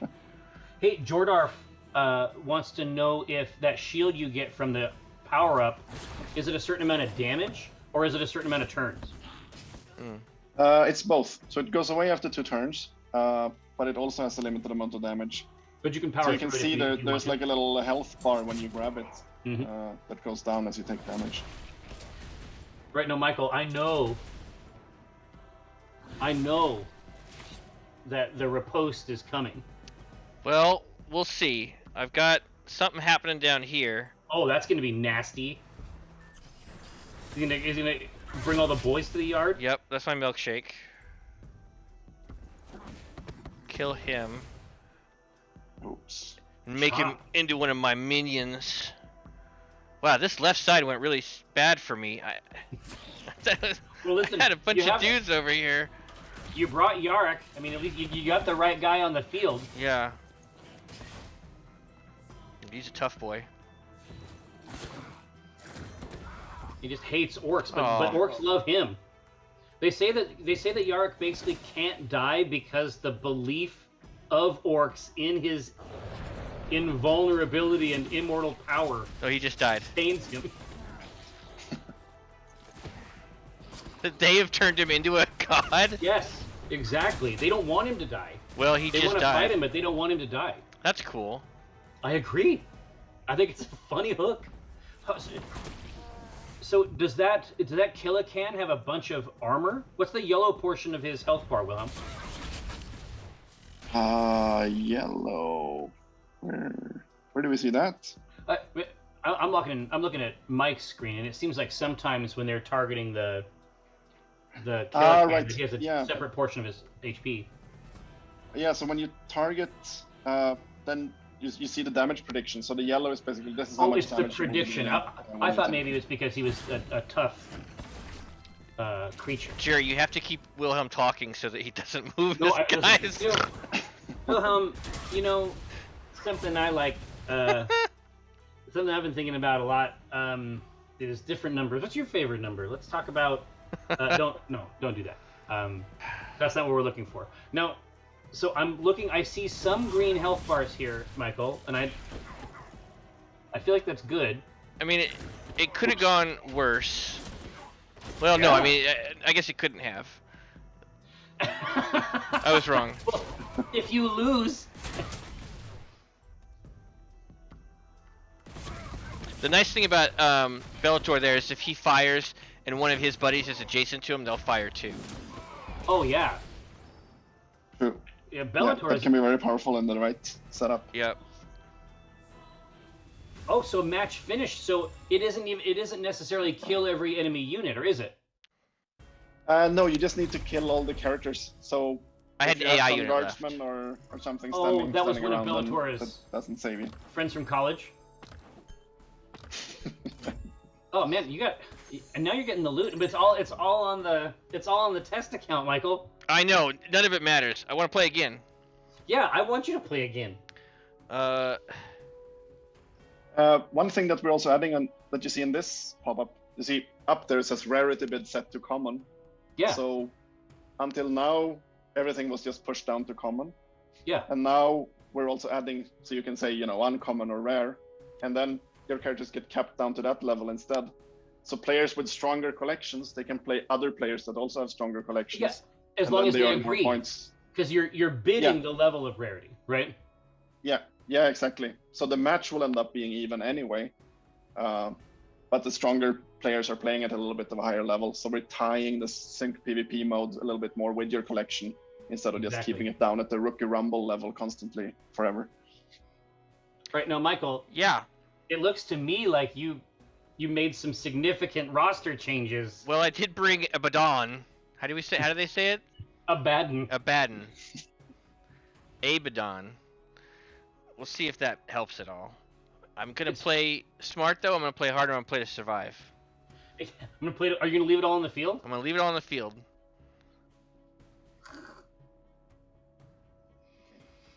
Let's see. They're still throwing the beard Oreo thing around in chat. They need to stop it. This is hateful wickedness. It's wrong, and I won't stand for it.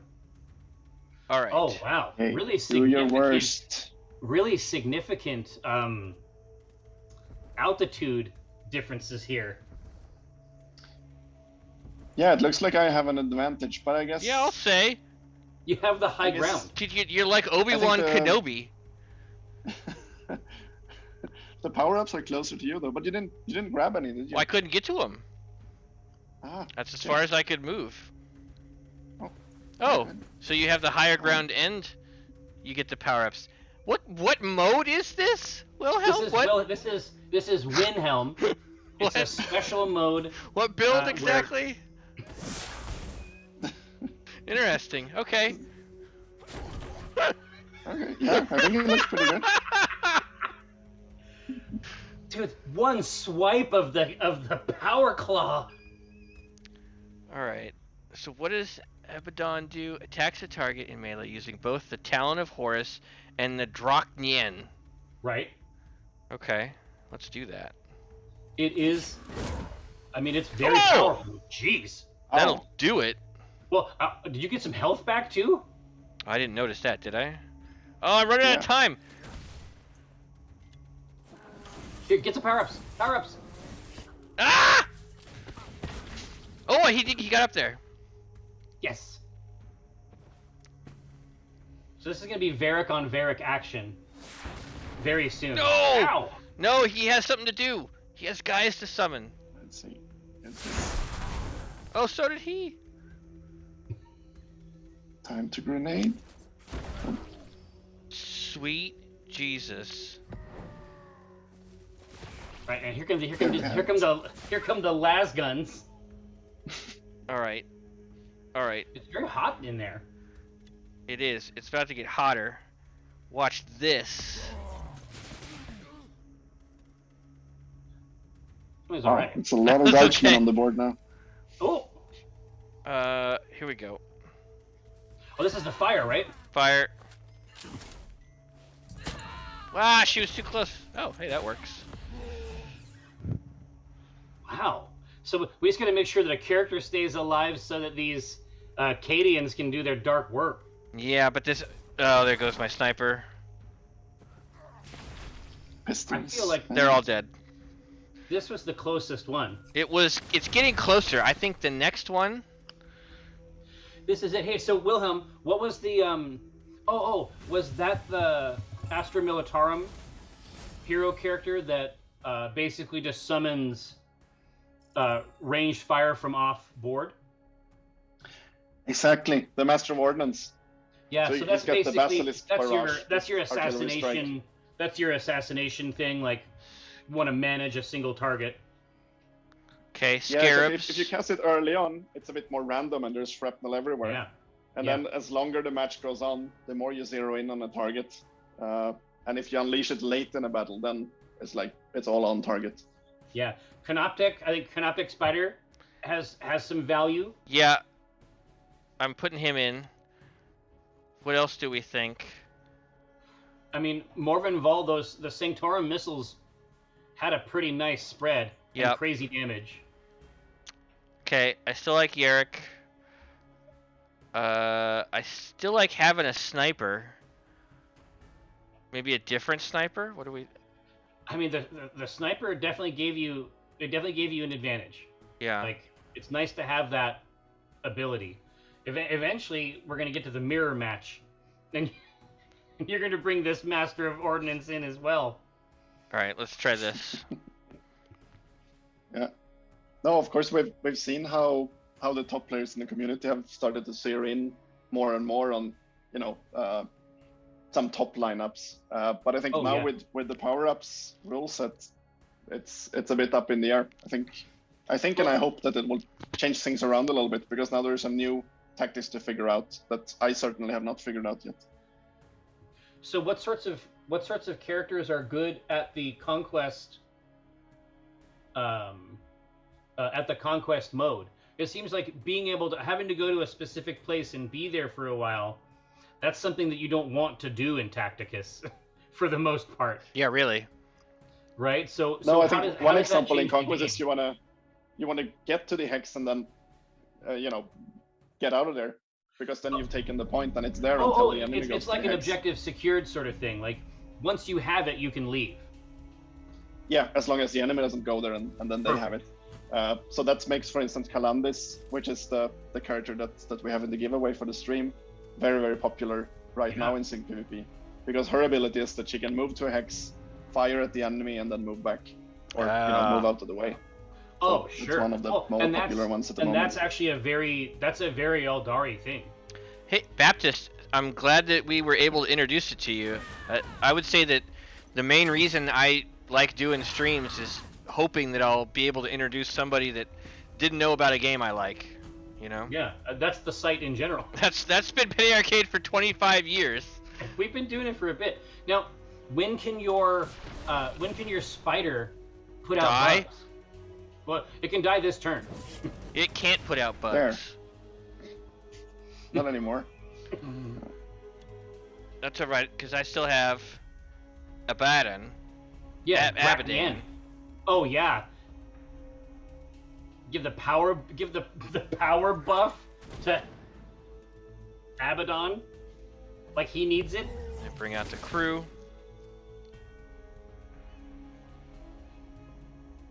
Got the summons.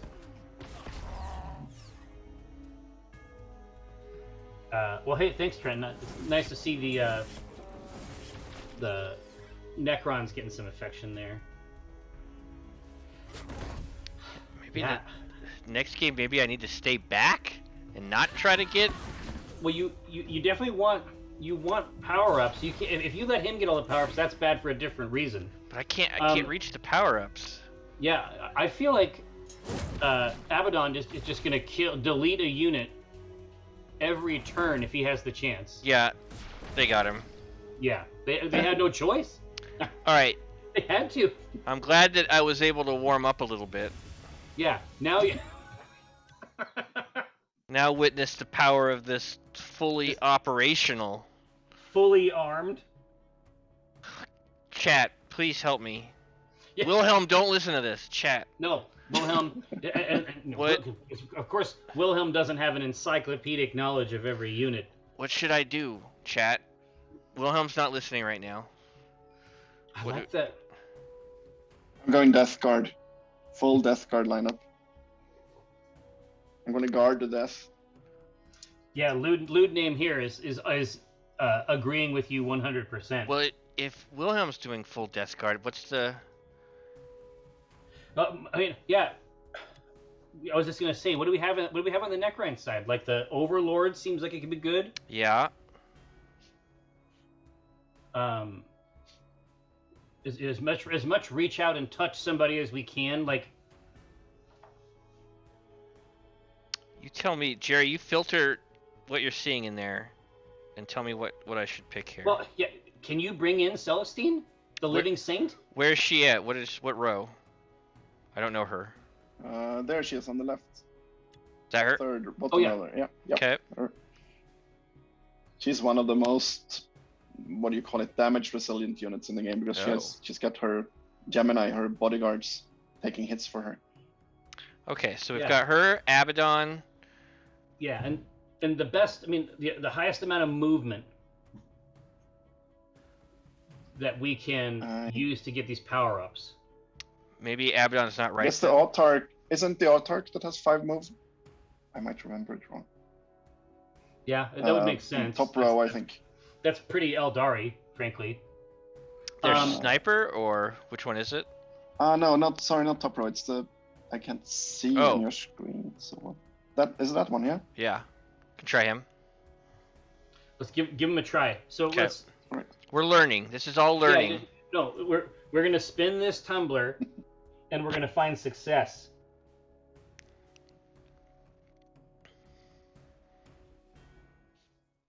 Man, I see a lot of giveaways. Congrats to everybody out there winning cool stuff today. Yeah, they're gonna get a head start on their collection for sure. He cannot reach that power up, but he's gonna reach those power ups.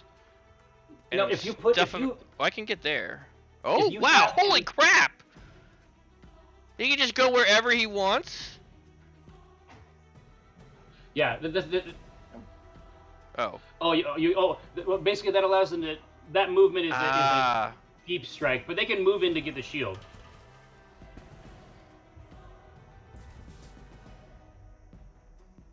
Okay, so that's like a teleport thing. You can't just do that onto the power up. Yeah, deep strike, and that's a board game. I mean, that's an actual real 40k thing too. That's super cool.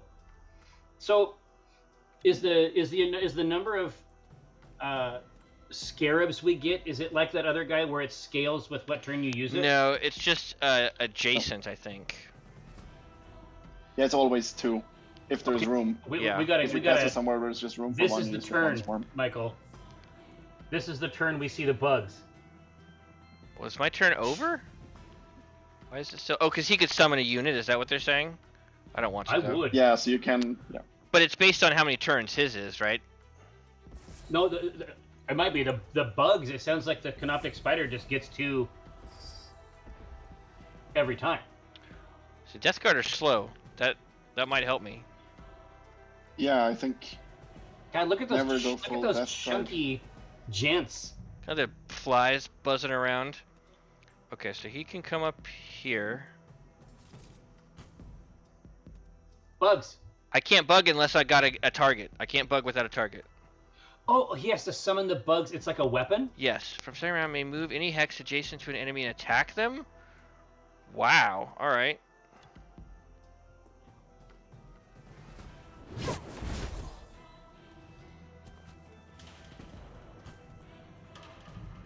Oh, that's pretty good. Power up, big power up energy. Big power up energy. Is that a heal? Well, Spider has, yeah, Spider has like the liquid metal type abilities. Yep.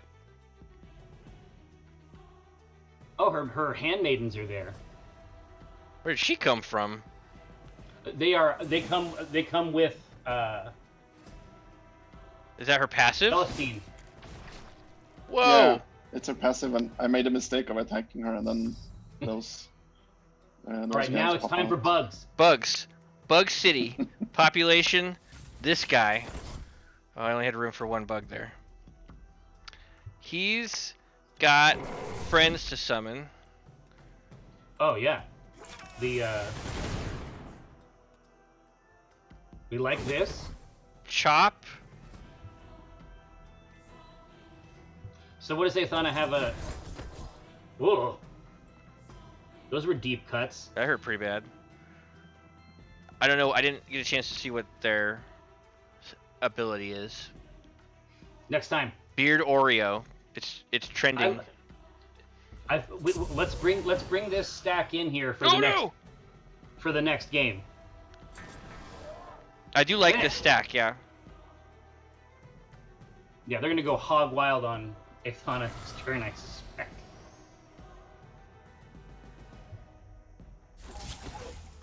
Yep. Mm-hmm.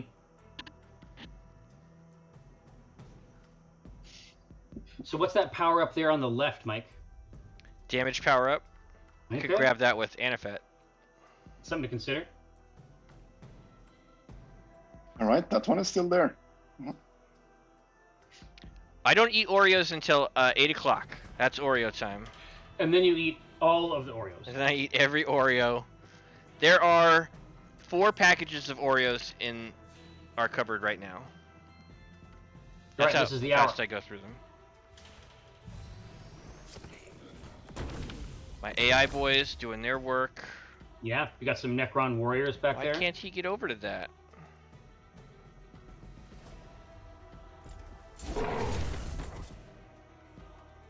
Is it hidden somewhere? It was like up and I'd have to go up and down to get to it.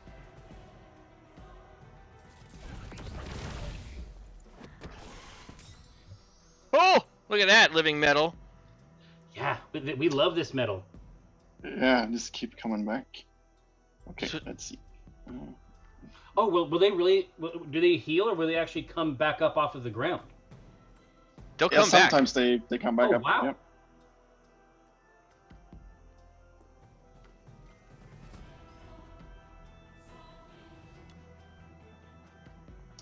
Oh, Oh no, what happened? I think you ran out of I think I time. ran out of time. Yeah. This is great news for us, Michael. It really is. All right, so we have lots of bugs chomping. This card can take a lot of damage though. God, I Like, can. that's the thing. This is just like playing Noah. What's it called? Disgustingly resilient? Disgustingly resilient. Ugh. Yep, there it is. He's still alive. They're so... These scarabs are a huge pain. And they'll start multiplying sometimes, it seems like. Yeah, that also makes it worse. Each of them can spawn like one more swarm. Dude, this is a huge chomp.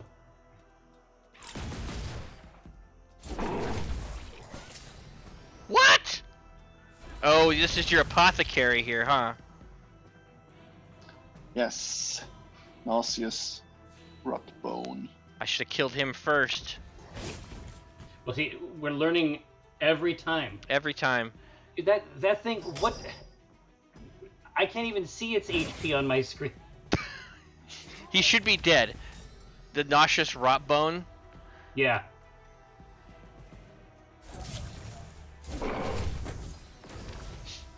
Yeah, that's the resilient trait. When they Oh. first take damage that would have killed them, they actually don't die, and they have Oh, one that's hit how it point works left. in this one. That's great. Not for us, but it's cool. Die! Yeah, that was the same thing. Like, Yeah. But if you they only attack have them it. again that turn with no HP, they do die, right? Yeah, I mean, they're down to 1 HP. So from that moment on, unless Yeah. you heal them, you blow on them and they fall over. Come on, Necron warriors.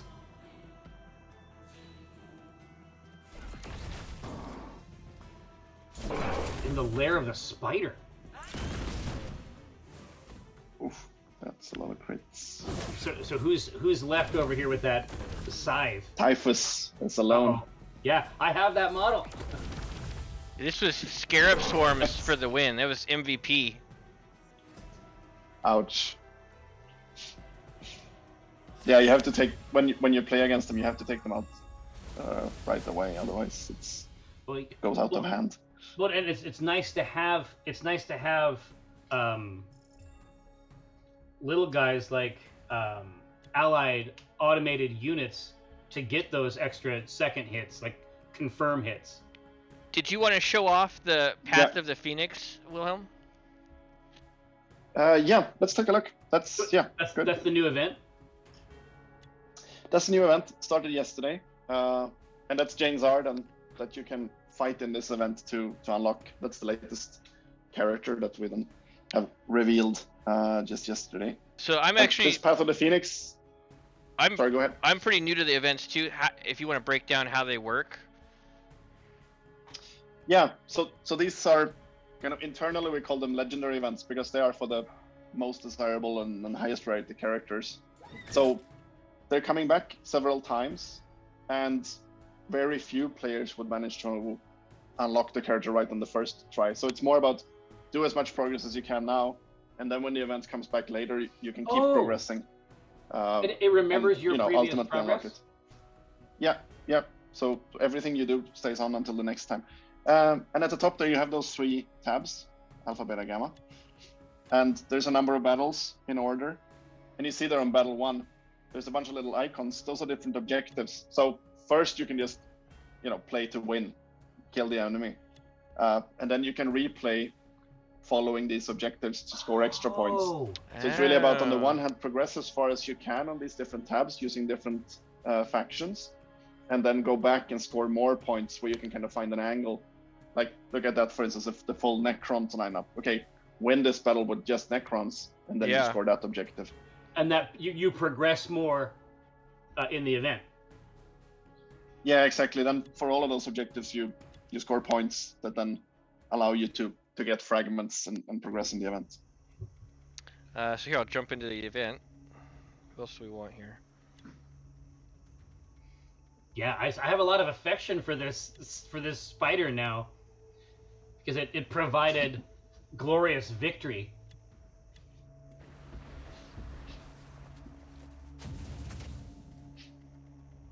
Yeah, no, it's really good actually with those swarms because they keep replicating Necron style, right? Oh yeah, and, absolutely. Well, and just eventually take care of they're running the business. place.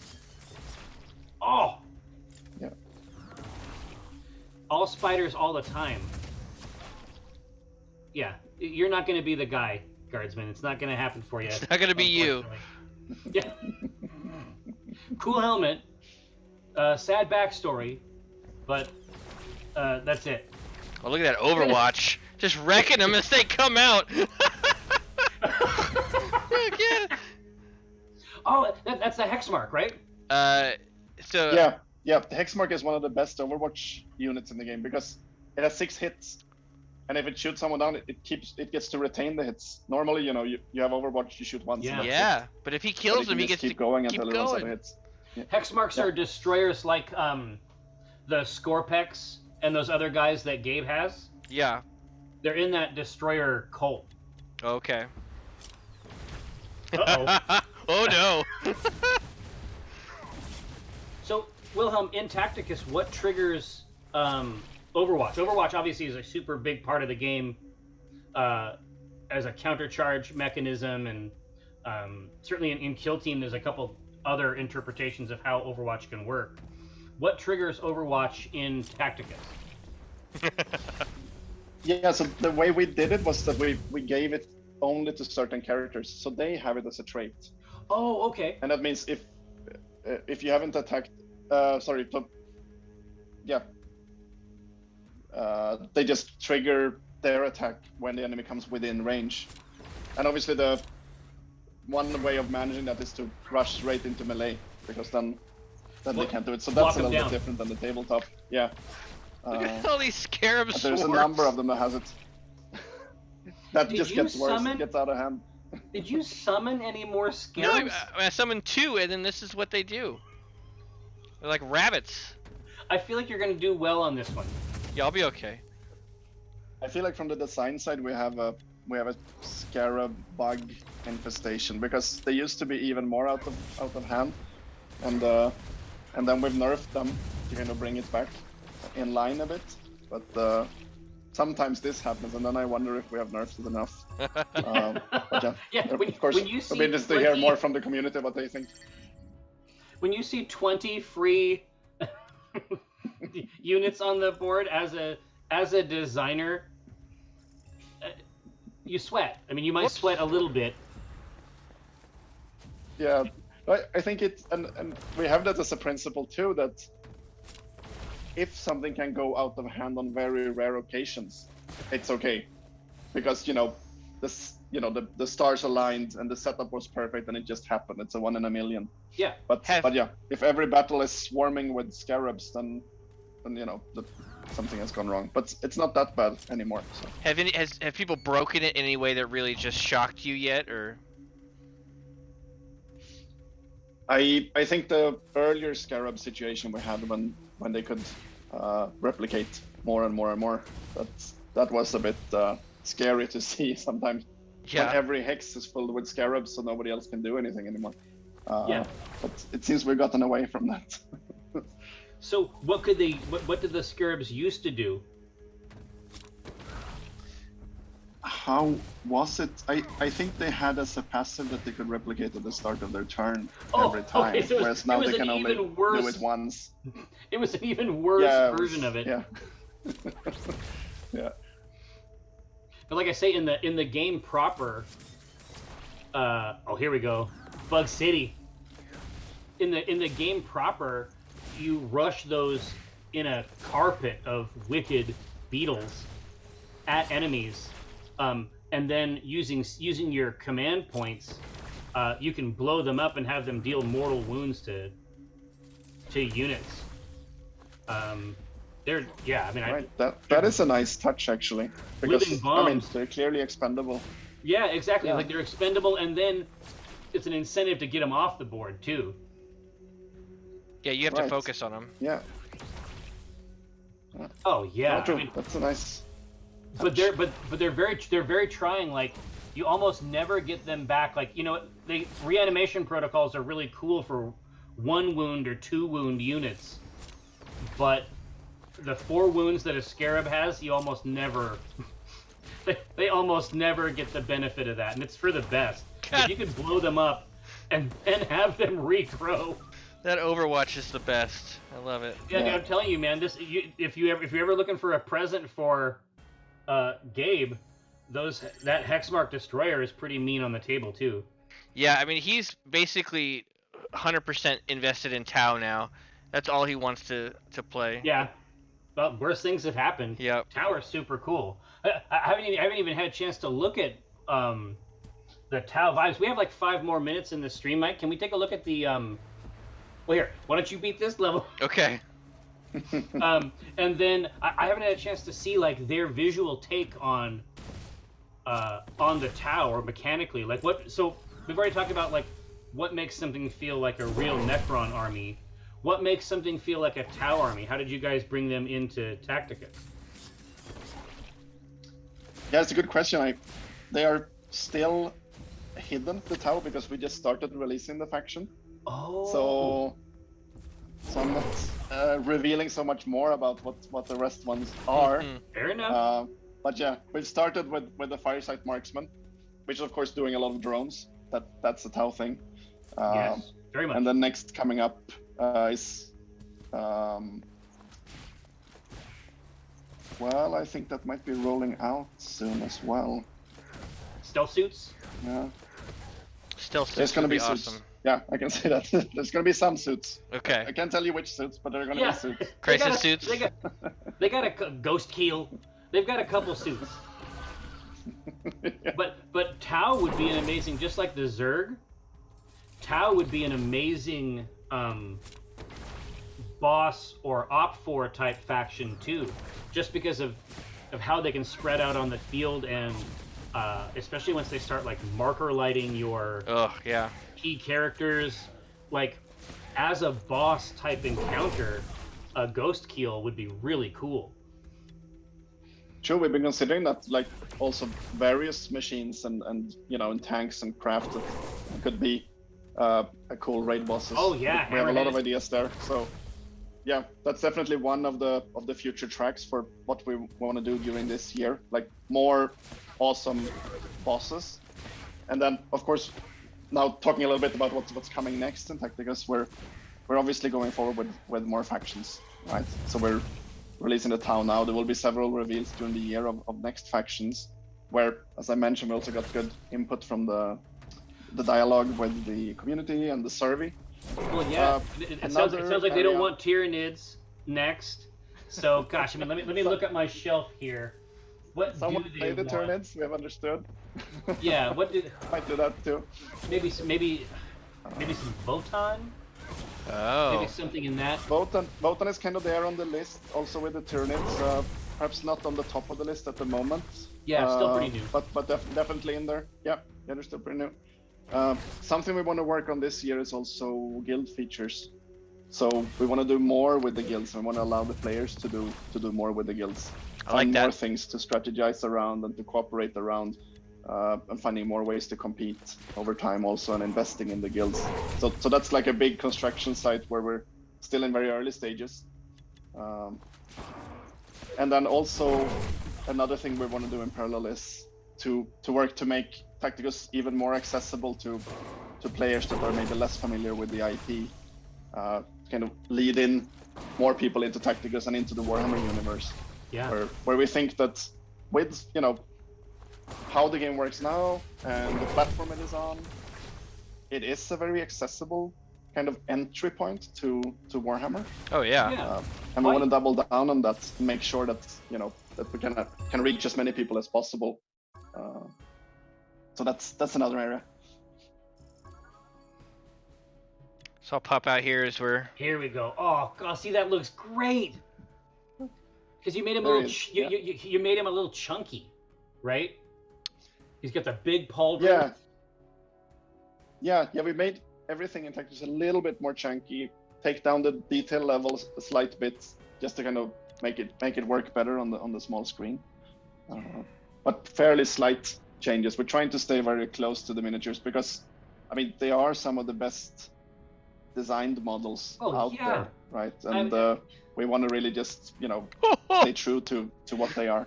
See, this is what I was talking to you about. What is before. his gun? It's a scythe, and it's also a gun. It's a scythe gun? Yes. The Mogatar. Who is he? Death. I don't know him. Yeah, but you want to. I want to. I want to be friends. Check the pauldrons on this guy. That's great. He's got a skull for a face, and then he's got 2 more skulls. Yeah. Looking good. Love it. There were the unrevealed Tau coming soon. Yeah.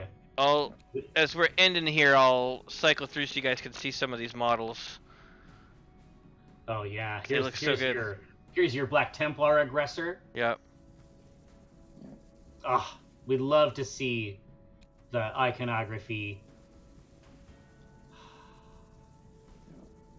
It was also really important for us to get them alive, to get them to move. In Yeah. the previous game, Rivengard, not sure if you noticed, but there we have these really nice renders, but they're all static. So when we set out to do Tacticus, we said, okay, they have to move. Because that's the one thing that is missing in the miniatures, right? Yeah. Right. They're so amazing, the miniatures, but they're always static. and then just bringing them to life like this. That was like a key starting point. That Squig is ready to go. He's ready to move. Well, hey, Wilhelm Österberg, General Manager of Snowprint Studios Berlin, it has been an absolute pleasure to meet you and to show off your game. It's 2 o'clock in the morning where you are. You should go to sleep, Wilhelm. You should go to sleep, but I feel like it turned out super well. If you have a new character or a new game mode or anything else you would like to show off, hang out, talk about, don't be a stranger. Let us know, and we'd be overjoyed to have you on again. Maybe at a time of day that's easier for you to do.